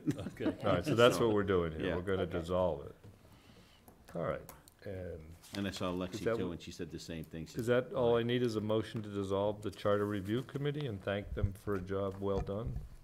tedious job. Or a tedious job well done? Wow, So a moved. lot of work. Yeah, And it was a pleasure working and with all of them successful together. job, too, Yes. so. Great, all right, so the motion is made and second. All those in favor of dissolving the Charter Review Committee, with our thanks, say aye. Aye. Opposed, none. The Charter Review Committee is dissolved. Yes, thank you for Thank all the you. work. I know Yes. it was It was a interesting. lot, but a lot of good discussion, I think. A lot of good discussion, and a lot of boards, I mean, we got everybody involved, Yep. which took so long, and we didn't, there wasn't one rock that wasn't unturned to sit down and discuss You looked everything under and anything. everything? A Everything. lot of rocks out there. There was a lot of rocks out there, believe me. All right, next is lease Especially for the ones in the, my head. discuss and sign the lease for the corner spot. Quite a bit of doc, go ahead, Michael. Sure, I think, as you know, late last calendar year, we started having discussions about the future of the corner spot and what to do, and I think we were hoping to come up with a long-term solution for that property, but just in the myriad of issues that we were dealing with, we just weren't able to do that in time. So, the Affordable Housing Trust was willing to work with us, especially Jen and Beth, to work on an extension of the lease at the corner spot for another year, to continue the programming, and again, give us an opportunity to look at a long-term solution for the property, or a long-term plan for the property, not necessarily solution. And I think most of the terms are the same. It's a 1-year lease with the option to extend. Yeah, I thought it was gonna be 14 years. Okay, Was it 14, right? Yeah. all right. Says 12 months. I thought it said 12. But with an option to extend to 18 months is what Okay. I recall. And I think most of the terms, it's $50 usage fee. That still remained the same. And along with the liability insurance to Yep. cover it, right. Correct. So, Yeah, it has an option to be extended, Right, should, but no more than 18 months. so, and again, I think other than that, the language is practically identical. I don't know, Joe, you had any? Well, what was driven by the fact that there was an outcry of many of the residents in town who, didn't want to see it go by, and so that was taken heavily and weighed heavily on, in the decision-making process. And it also gives the Housing Trust more time to come up with some other ideas not just for that particular piece of property, but the surrounding properties around it. Mm. And come up with some type of affordable, buildable, solution that we've been discussing now for the last year and a half, Good. so. So, all right. So, what I would ask is for a vote to approve the Yeah. lease, and we'll get the document Okay. to sign.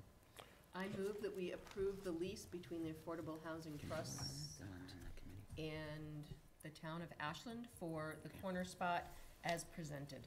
Second. Motion's been made and seconded. All those in favor say aye. Aye. Opposed, no. Motion carries.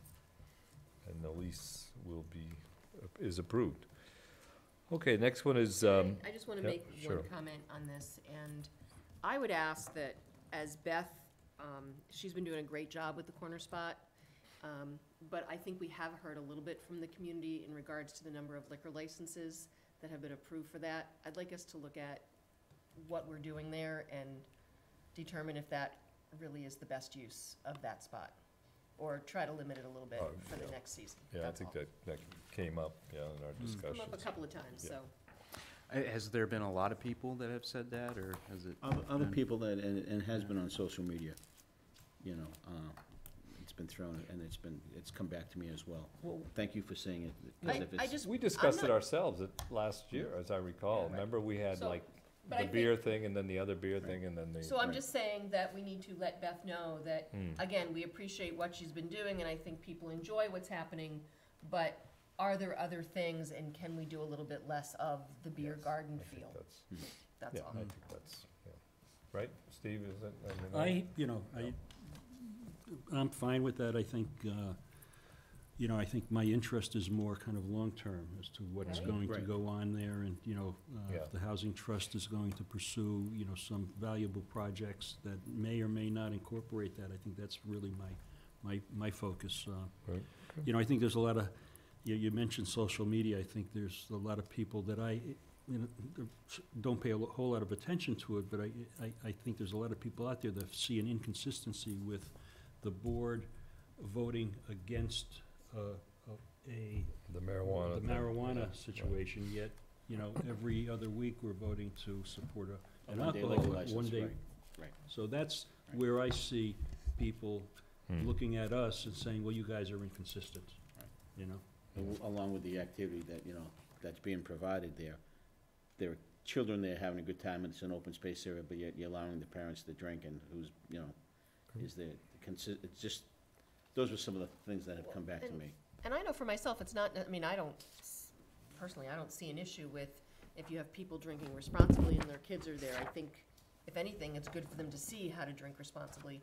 I think it's more that we've heard that not everyone drinks, and two, Mhm. if we're looking to build businesses, why do we need to bring back businesses that have been there year after year?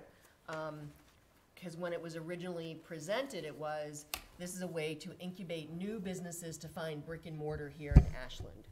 So if there's a business that has come a couple of times, and they're just, they're looking to do brick and mortar in Ashland, well, they don't really need to try if Ashland is a good place for them. So it's, and I know the corner spot has sort of morphed into an event location. So that's, it's just different things and how we're really looking at using that space. Thank you for taking my torch up on that, because I've been saying that for quite some time. Yeah, But thank Well, you. No, like I and- said, Well, it has for been me successful, personally, too. it's one of those things that as selectmen, we have to, Mhm. yes, we have to think about what we think, Yep. but we don't just represent ourselves, we Right. represent the public. Yep. And I think we just need to be aware of that and, not pull the the rug out from Beth's feet if she's thinking she's gonna do the same thing that she did last year and come before us with all these liquor licenses. I think we need to have a conversation and let her know that maybe one or two are tied into something else. I think that works, but to just, do a 2-week beer hall, is that the best location? And is that something we wanna continue having as Yeah. part of a And corner I think spot? it also goes to the, again, the long-term viability Right, of what that's, of the concept, and if it's just going to be the same old, then I think we need to evaluate that, the whole collectively. project, Yep. right? Cause it's Right. a lot of I think it's a resources. great, I happen to think it's a great use of the property at this point in time. I think a lot of people do use it separate from Right. any beer garden Right. concept. As far as kids with parents at a beer garden, kids go out to the restaurants with their parents. I don't see that as, Right. as the issue. I think it's more of a kind of a business decision more than a, It could be important maybe to look at more like blocks of time, maybe for a business, whether it's a brewery or not necessarily. So you might see a series of like two weeks worth of one-day liquor licenses for one vendor, for a particular period of time, but that is more in line with the business concept. But I think you bring up a good point. I think it'll be interesting to see if people respond to some of this discussion and see if, there's more people writing in, saying one way or the other. one way to or tell us another. what they think. Yeah. All right, well, thank you.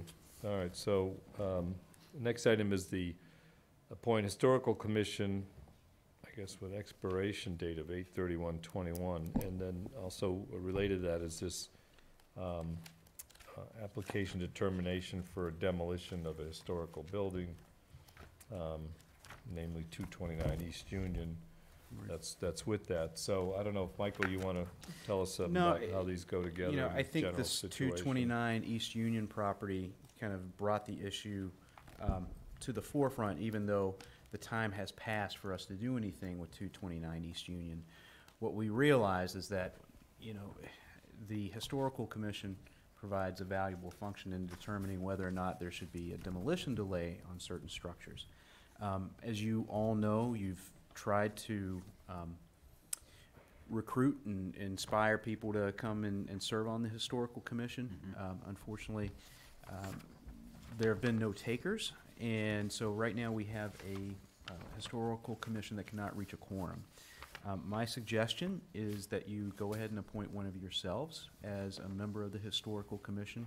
Again, just on a temporary basis until we can find someone who can be on a more permanent basis, and then that way, if one of these demo applications comes in, you have the ability to act on it. And just to get the numbers, the list we're given, I count 7 members and 2 current ones. Is that right? Is it 2 or That's what I count, 3 too. I current see ones? 2. So then we will need to have 2. 2 members. 2 of us need to be on it to give them a quorum. Okay. And you said it's past time to do anything with this demolition application. Why is that? On 229, this is the one though that brought Yeah. the issue to the forefront. So just, it's already expired. okay. And when did it expire? What So do- it was submitted, probably the 28th or 9th. Is it a 30-day demolition? So what happens is when it's submitted, the town has a certain period to act on it, or as the Historical Commission has a certain period to act on it, or else it Yeah, is. so we have 7 days to act upon it. approved. Once 7 we send, days. so to act upon it, meaning was send it to the Historical Commission, Oh, they I have see. 20 days to act on it. Yeah, and if they do pass a delay, is it 9 months? I believe it's It 9 is months. 9 It's months, 9 so, months, yeah. yeah. So because the one in front of us, because there were not enough members on the Historical Commission, they could not vote, so the demolition delay did not happen. Correct. Okay. And we're fortunate in that, Amanda's done some research on the property after the fact, of course. There was an inventory back in 2010 of historical properties. I think This was 100. This wasn't one of them. So, Yeah. This Yeah. property still has to go in front of the ZBA for a special permit. Why does it need a special permit? So it needs 1 more foot of frontage. So you must be a Oh. non-conforming lot then, right? Yeah, Ah, it's okay. an older Yeah. lot. Yeah. Okay. Before they demo it, so. And the person Well- that wants to demolish it is the original owners. Right. Yeah. So currently, there's 2 members, we need to appoint 2 members, and I'm assuming that one of the 2 current members is willing to be the chair and to conduct business? believe you will not find an issue with that. Okay. I mean, I certainly would be willing to, short-term, Thank you. So anyone else interested? Well, I just got off the That's Charter right. review. Yeah, you got tons of There you time. go. And you- Hey, Joe, we're both historic. Yeah, we There are you go. historic. Previous one. I Well, can't commit to anything else at this No, point. I'd be willing to do it. Okay. Good, And again, thank it's, you. like you said, All right. it's a temporary So thing. you get to God make the only knows what's motion. gonna happen to Okay. me. I move that we appoint Steve Mitchell and Joe Mignani to the Historical Commission. Temporarily. Well, you have to We put have the to give you an expiration date. Oh, you have to give us an expiration It says date. 8/31, can I do, I would do 8/31/19. okay, for with reconvene. an expiration of 8/31/19. Okay. Fair enough. That implies I can work with the that. temporary Motion has status. been made and seconded. Just for, do I have a second for discussion purposes? Second. So I do just want to ask, so what's our long-term plan here? So these We gotta guys, be recruiting. so it's to recruit 2 or more members? Is Ideally, actually 5, right? Yeah. Well, you need at least 4. Yeah. So, So, what about my thought of trying to draft the entire historic, or members from the Historic I was gonna ask Society? that question. Thank you for bringing that up, because that, doesn't it like work hand in hand to some degree? I think, I think the Historic Society likes being a distinct organization. Okay. I think some of the members on, I can't speak for all of them, but Yeah. I do know that some of them enjoy their work on the society, and that wouldn't necessarily translate to the commission. Yeah. Got it. Mhm. But you do, collectively, we need to figure out a long-term plan, whether it's either get people to volunteer for this, or transfer the authority to a different organization. I think there was some question as to who actually appointed these, it was these unclear. members as well. Did we clarify Yeah. that? Because Mass General Law was a little unclear. Yeah, so I think it's just an additional step. If it is the town manager making the appointment, it would be subject to the Board of Selectmen Okay. making the approval, so. Whichever. Okay. All right, so we've got a motion been made and seconded. All those in favor of the motion to say aye? Aye. Opposed, none, so Thank you, gentlemen, for being congratulations, willing. yeah. Yeah, not a problem. Go out there and, What's another meeting a night? Once a month. all right, Month, that's Once a true. month. thank Well, you. other And than then every we'll other try day. to, we'll try to recruit members for the Historic Commission, so Yeah. people are out there. Maybe we should have told, what's his name, Chris, the gentleman that was here earlier, Chris, I can't remember his name, I don't see it, but, maybe we should have made him join this instead of the sustainability. Oh, Ashwin? Ashwin? Yeah, Ash. So we will advise the 2 current members that Start they recruiting. have to host a meeting. Yeah, okay. All right, next is review and adopt revised sign by policy. So if I could jump in with this, this Sure. is, was sent to Lisa to revise per the last discussion that we had. Yep. I think it meets all the qualifications that we placed on it. We wanted to make sure that we, as a board, had the ability to post signs when appropriate. The intent here is purely to restrict the kind of commercial signs and non-town signs that on town property only, not on private property. It's, that we can't control, Yep. so that's really based on one, I think, segue I would recommend, because, like we all travel down 135 and we see that structure. I think we should expend some money to get some new units built, maybe something fabricated out of metal that's gonna withstand, and really, be effective as a sign holder and last. We had an end of the year 8A meeting the other night, and brought up the fact that. Ashland Day, for those of you Oh, who yeah, don't know what sorry, A-Day Ashland Day, means. sorry about that, folks. And we thought, thank you. You're welcome. And we thought that if we were gonna make 2 more signs, that we would use pre-primed wood instead of, which lasts a heck of a lot longer than the current, just painting it white and not I was almost thinking of having somebody kind of weld it. fabricate something out of metal, have it painted, primed, painted, Yeah. something with, Yes, Keith with Tack. long- No, They're it's just welding. a good idea. yeah, That would be a great something with, project for with them. extended feet on it, so we don't have to put blocks on. Right.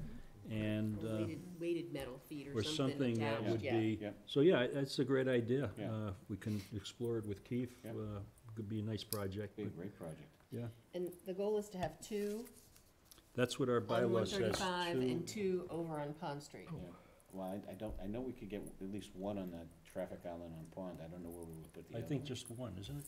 No, it's two. No, Is it it's two. Okay. Well, there's the other corner, right? Well, there's the rock garden that's on that island where you used to have two. Right, where Right, we used to well, have but it, right. Couldn't, I don't know if we could do it like on the mobile corner, there's, You'd have to ask for the permission to put it on the There's a- property. isn't there a town sidewalk there? No, on the mobile? No. No. Sure there is. There's a sidewalk on Elliott Street. I You mean, can't put it on the sidewalk. No, but No. we could maybe, reach out to mobile Yeah. and see if we could, And the other, There'll be one already there. No, no.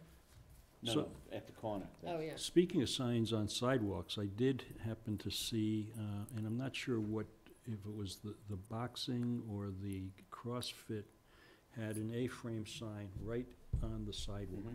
By their, And that's regardless of this policy, it Yeah, has nothing to do with this. Right.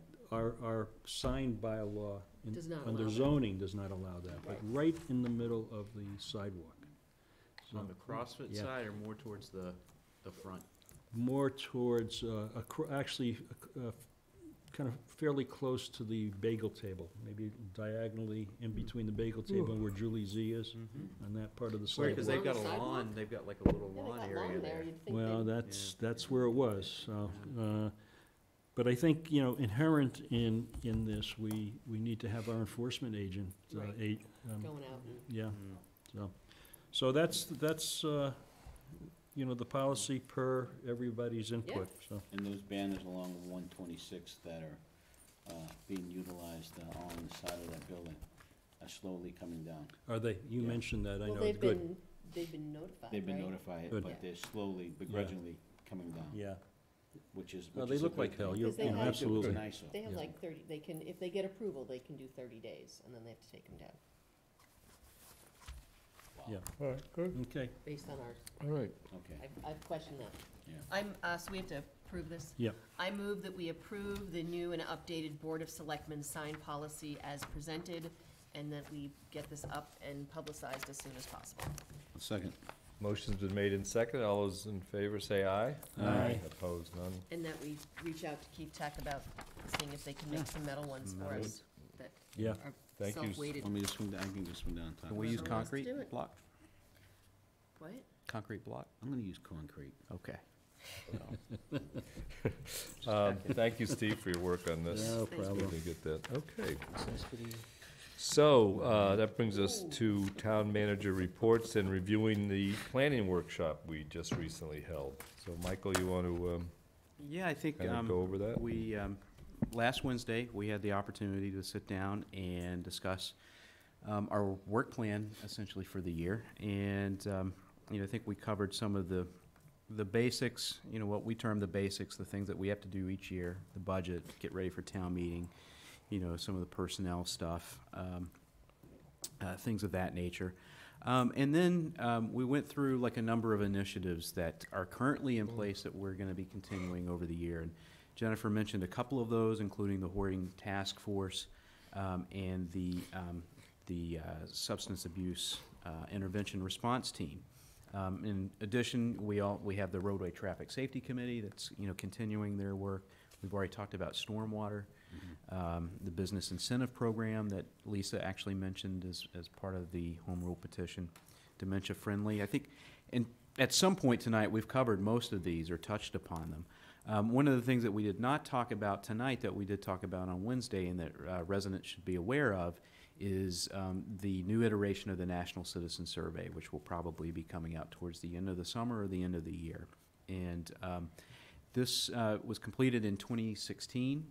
We had 800 responses, which was great from a statistical, scientific perspective. It gave us a wealth of information about what we could do better, what residents wanted, what we were doing well.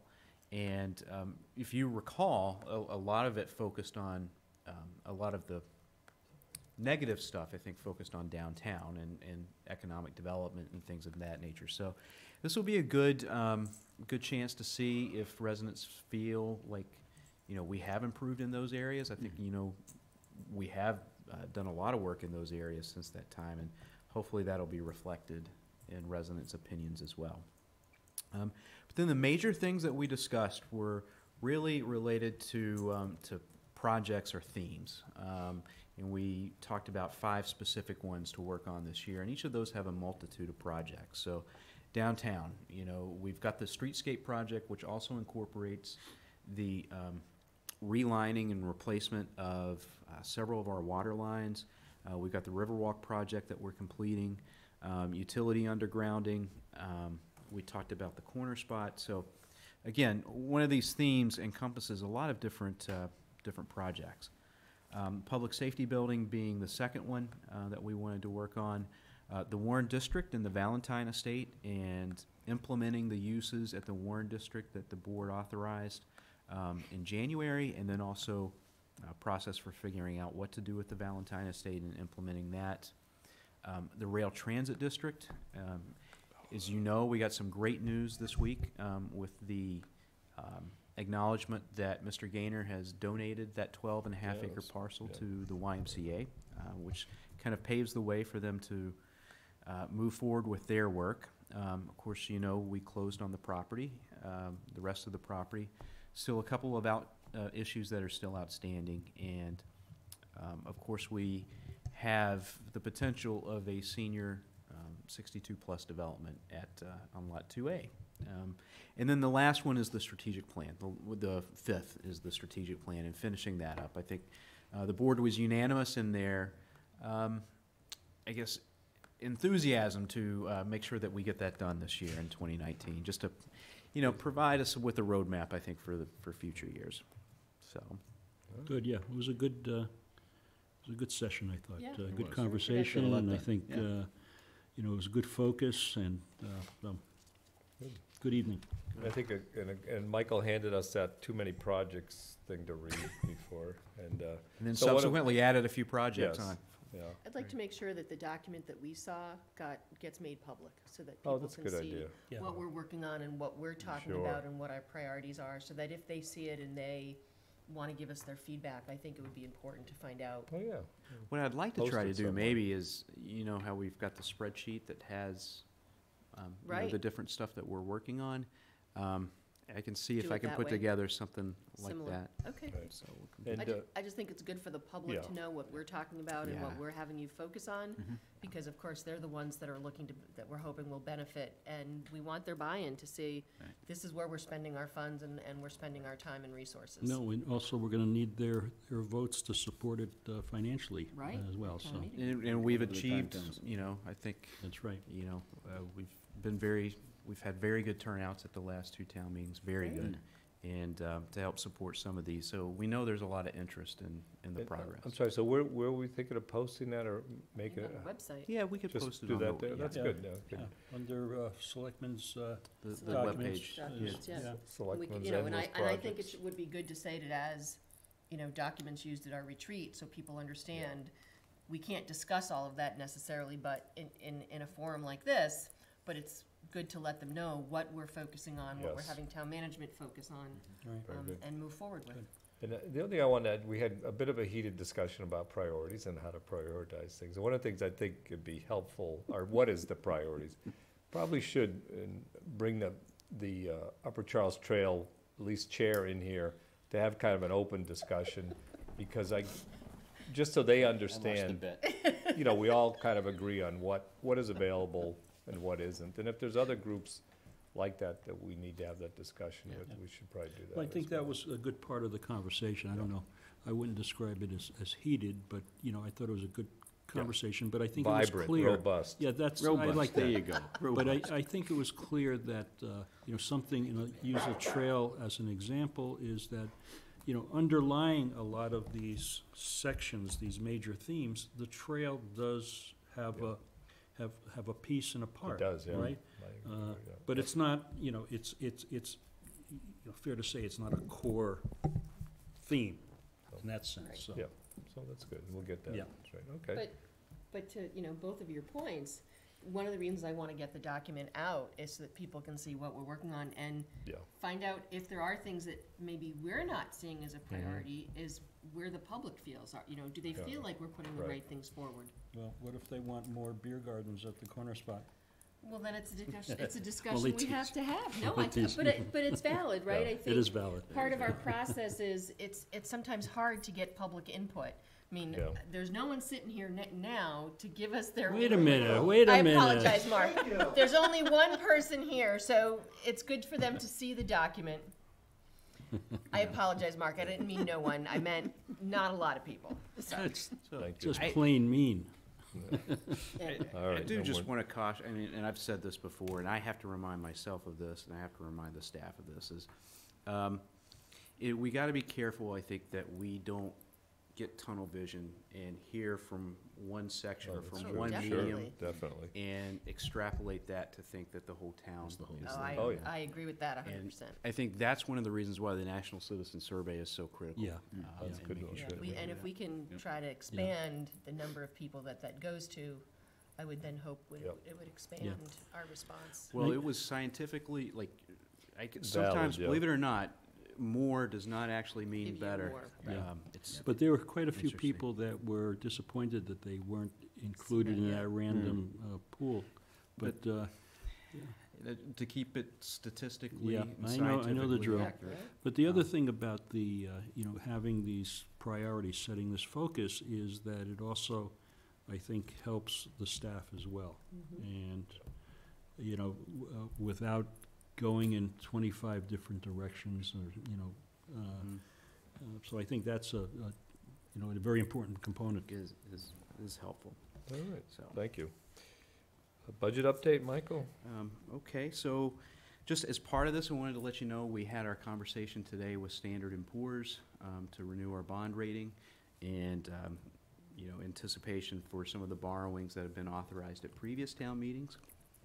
And so that went very well. We talked about, financial performance and a lot of the stuff that we're doing. And Great. at least the analyst on the phone was very, very impressed with the work that's been done. Was very, very happy to see that the investments that we were making were not, in services and capital projects, were not necessarily taking away from financial performance overall. So, talked about our financial policies and how important that they were and how critical they were to kind of maintain our bond rating moving forward. But what I did want to let you know about is I think since our last meeting here in this room in January, where we talked about the FY20 budget, we had a very significant change in the forecast, which was related to the governor releasing his numbers related to state aid.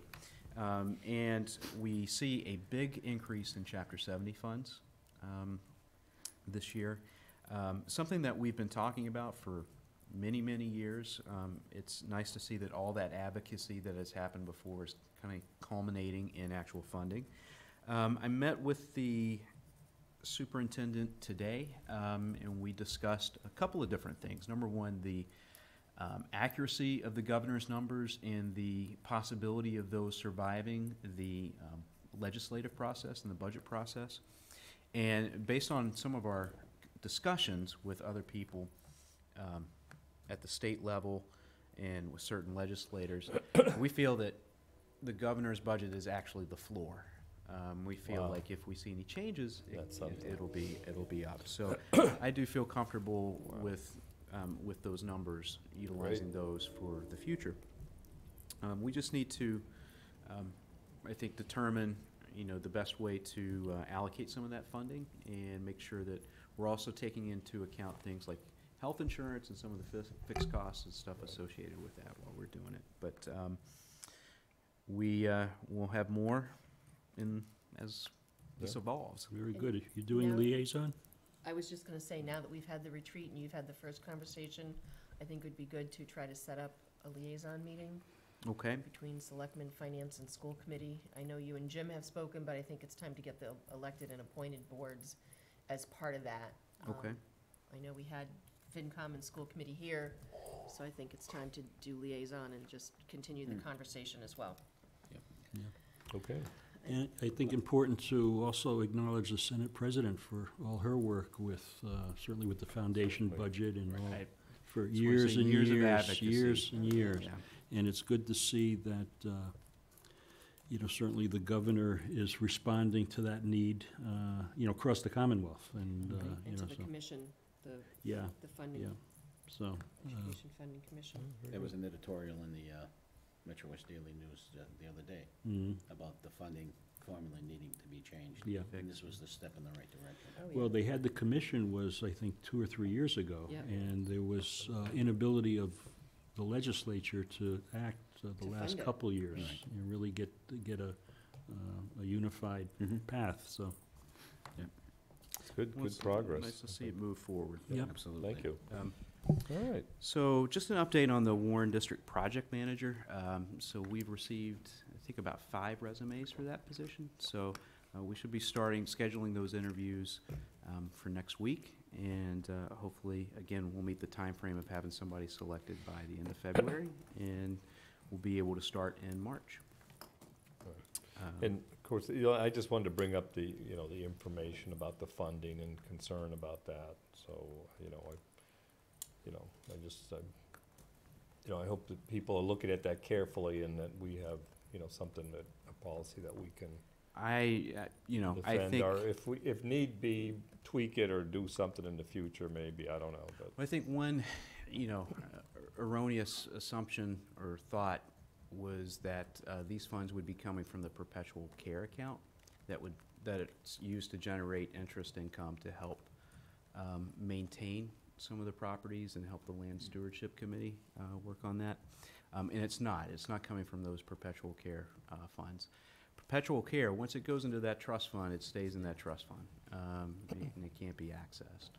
But, you know, I think, you know, looking at different allocations, I think there is, I think we'll adjust it as, you know, we see fit and as we, you know, as is appropriate. And, you know, Brittany and I have had a conversation about what she feels comfortable with and what she feels like she can defend, and same here, so. Okay. Good. All Any right. conversation with Lisa with respect to that, with the legalities Mhm. of it and everything? Yeah. Okay, good. So, Well, if you recall, Joe, a number of years ago, we had discussions about, in fact, I would describe those as more heated discussions about the utilization of those funds. Funds, yeah. And what, how do they relate to the premises? Right. Right? And we opted to expand the premises. But those were interesting conversations, so that has been adjusted over, A number of years. yeah. I think, and just kind of to put a period on it, I think the underlying concern is, you know, despite, you know, the long emails and stuff, I think the underlying concern is that there will not be any funding left to maintain those properties. And because monies in that account will be drained. And eventually, that funding, except for the perpetual care account, will go away. It will be utilized.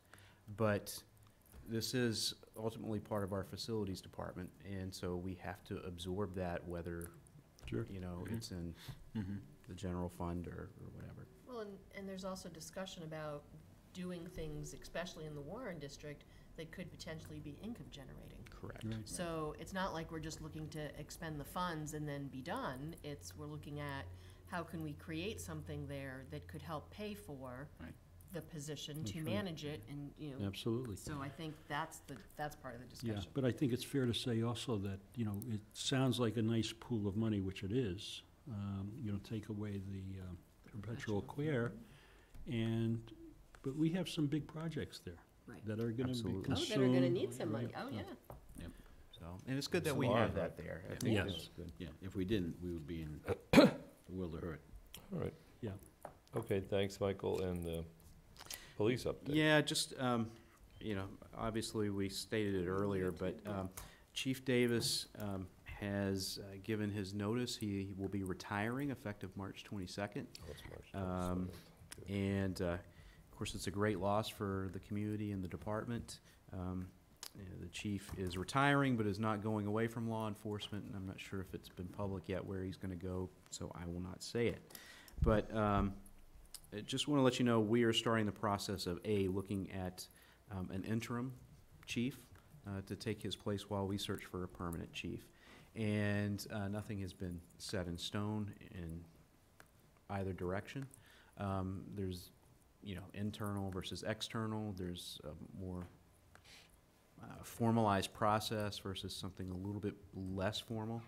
And again, no decisions have been made at that point yet. Yeah. I do expect to have a timeline for the interim process figured out tomorrow. And I will let the department know first and let them know, the direction that we're gonna head in. That's great. And let the community know. Good. Could we schedule a time to have the chief come in for an appropriate recognition of his service? I was thinking, there's obviously some plans underway to provide, some kind of community send-off. Whether or not we want to merge those types of things, I think is I think it'd be up for good to bring discussion. him here.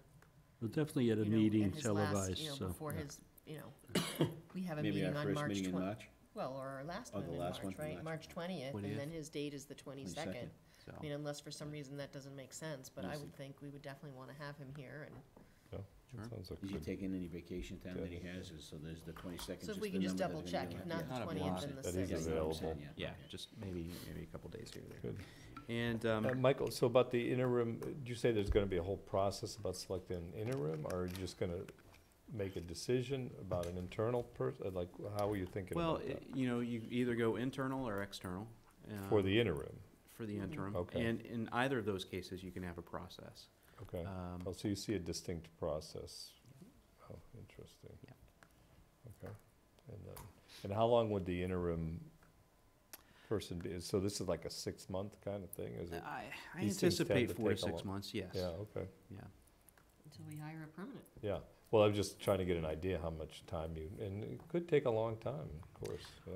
Well, I think we want to do this right as opposed to, doing it quickly. And I think there are some things that I would like to do to kind of set the table for the new chief coming in based on some of the experiences we've had over the last few years. I will let you know right now that one of those is to consolidate administration back in with Right. the main building. That'd be great. There's a couple of other things as well. It's one of those things that looks good on paper, and, I think it had some positives, and I think there were some negatives associated with it, and I think everybody involved in that department would say the same thing. And when you put it in practice, it just didn't work out well. Yeah, and that happens. Yep. You try it, and Yep. so, All right, Good. thanks. okay, Is that it? that's it. Are we ready for board reports? Sure. Go I'm ahead, ready. Mr. We're Mignani. ready. Thank you. Thank you, Mr. Chair, and good evening, everybody. I have a few things, and they were all activities that I was more than happy to attend to represent the Board of Selectmen. The first one was the Eagle Scout Code of Honor that I attended back January 27th. And Cameron Thiebaud and Joseph Morrissey were the new Eagle Scouts from the newly created Troop 232. And this was their little program that they passed on. I'll show it to you. They did a great job. It was a wonderful and very emotional ceremony. The boys did a great job. I shouldn't say boys, the young men did a great job. And their projects were, one of them built I think it was Mr. Morrissey that built a bridge in the town forest to cover a walkway over a little stream.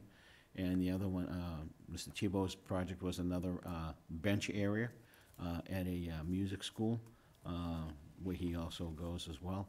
And the students don't have any place to sit, so when they were outside and the weather's nice, they're sitting on the ground or they're sitting on stones, so he made a nice little squared-off bench area, and they can't wait to utilize it. So it's a great job, and I just have to say that troop is developing some great young leaders for the future, and I hope they continue it.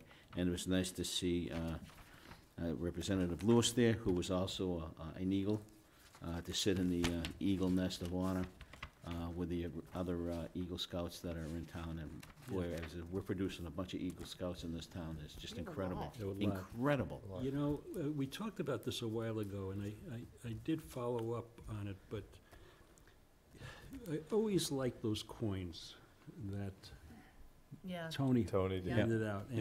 And we can establish a Board of Selectmen's coin very easily. They're relatively inexpensive. I've got the information at home. I think we really should consider it. I think it'd be a great touch.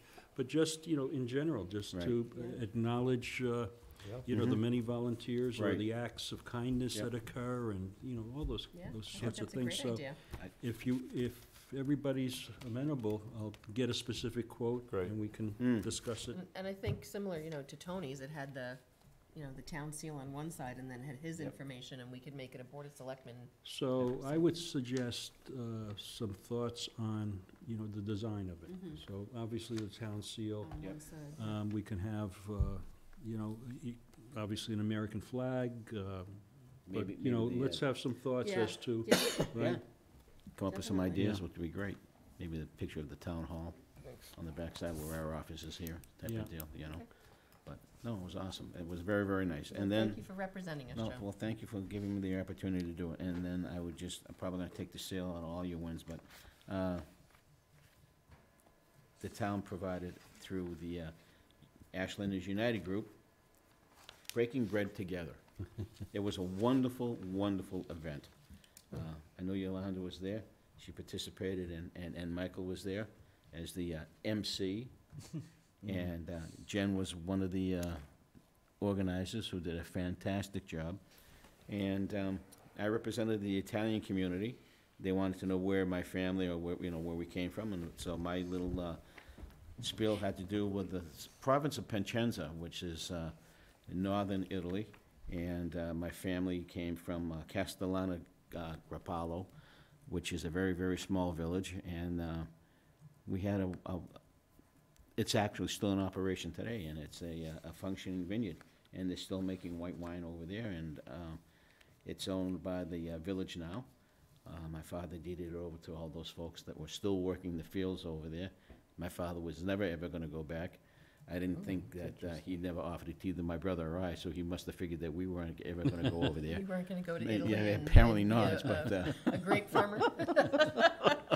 However, so that was his choice, and so now they're over there working it, and, who knows? I would love to go over there just to see it. Sure. I know my aunts, my cousins have most of them have done it, and I think you gotta do that. You gotta go. I think my brother, Rick, my cousin Rick Mignani, and I are the only ones that haven't gone over there yet. gotta So do it. out of the You 41 gotta go, first Joe. cousins, so, anybody wanna come with me, be my guest. But that's it. It was a great time, and I learned an awful lot from all the others that were there, and it was very nice. But the one thing that I did mention, and I used it when I said my little spiel, was that everybody had the same thing. It was all about family. It was all about getting together. It was all about celebration, and it was all about their faith. And I'm saying to myself, oh my God, and just listening to everybody, it dawned on me, like the light went over Manhattan. It was like, wow. So we're all we may be different, but we're all the same. So why do we have so much discussion diversity. about divisions and Oh, it's incredible. differences? You're right, it is. But because I think we've just gone separate ways that we forgot. Well, I think there's in a lot. disconnects in. There are some disconnects. In layers of government, I think. Well, that's an interesting statement, Stephen. I think about it in that it used to be when people came to the United States, it was called the melting pot. And the idea was that you'd come together, share your ideas, and you'd all become a little bit of everyone else. But I think probably within the last 10 to 15 years, there's been people saying, well, I don't want to melt. I want to keep my own identity.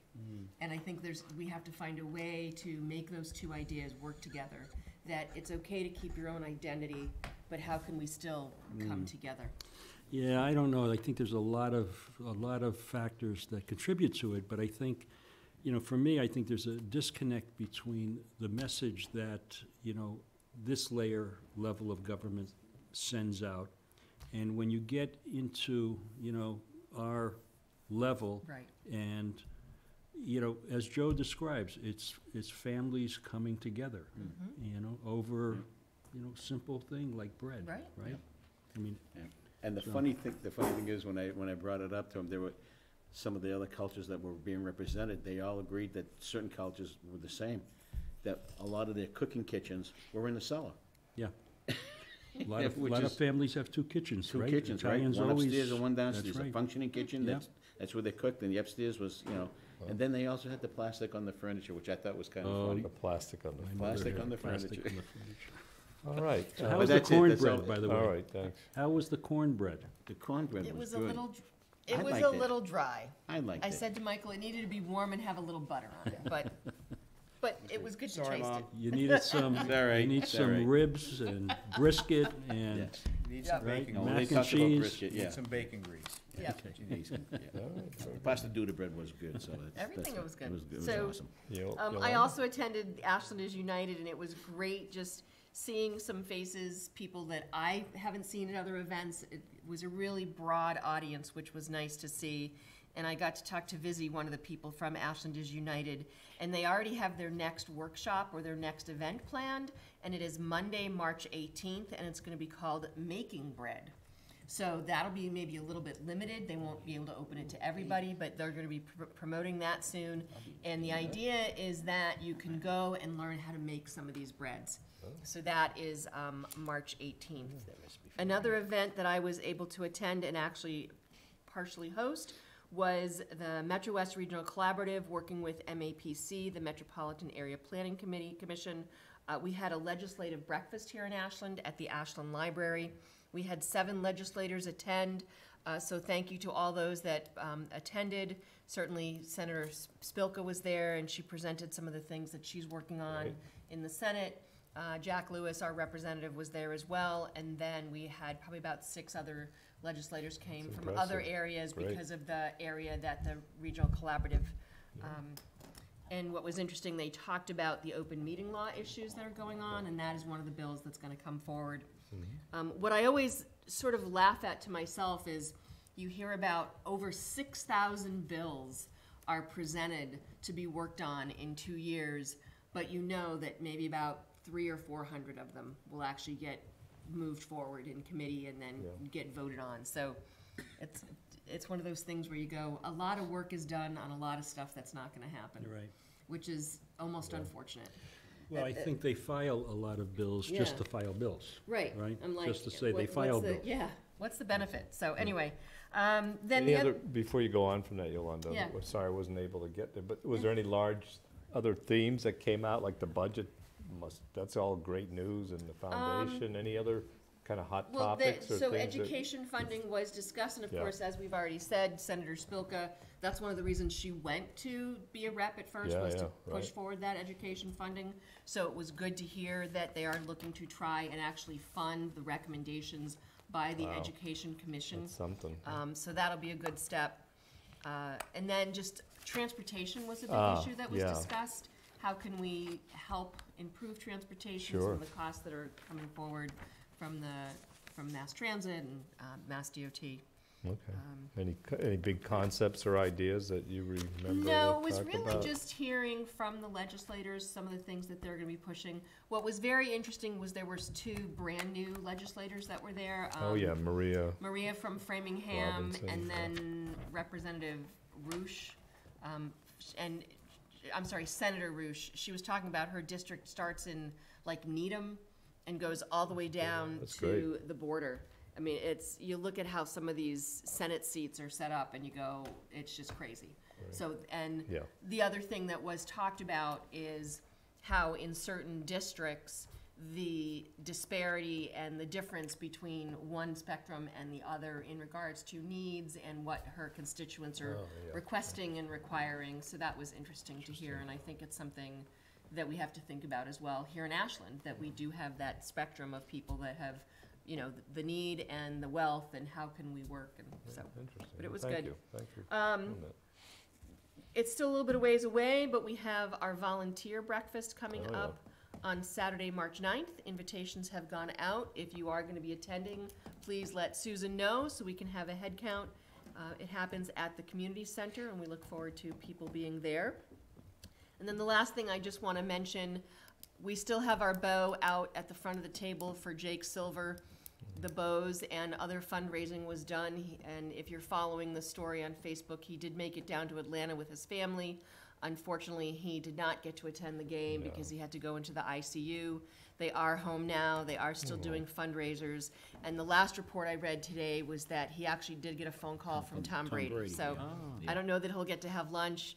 And then the other thing that I saw announced sort of late in the day is his sister Hallie is looking to start a fund for other children who are dealing with illness who might not have the community support. And they've reached out to Ellen DeGeneres to talk to her about this new foundation that they're looking to start to raise funds for families and children who don't have the community support that we have here in Ashland. So I was not involved in any of this, but I just want to say to those of you who are supporting Jake, I've had the opportunity to meet and talk to him. He's a great kid. So keep supporting him, keep supporting his family. Yep. He's going through a lot. This Saturday, the Ashland High School ice hockey team has a game at Keefe Tech. I'm sorry, not at Keefe, at Loring Arena, I think at 1:30 or 2:30, and they're doing a fundraiser as well to help the Jake Silver and his family to stay strong. So that's it. Thank you. Thank you. Well said. So, first thing is, tomorrow is the first Thursday of the month, so it's a Lion's Breakfast at the Community Center, 9 a.m. There's also the Council on Aging meeting as well. And I just wanted to mention, although she was not listed on our consent agenda tonight, we did receive a resignation letter, unfortunately, from Donna Villamere, who's a relatively recent member to the board. Really, really nice lady, very accomplished. She has a very active hospice care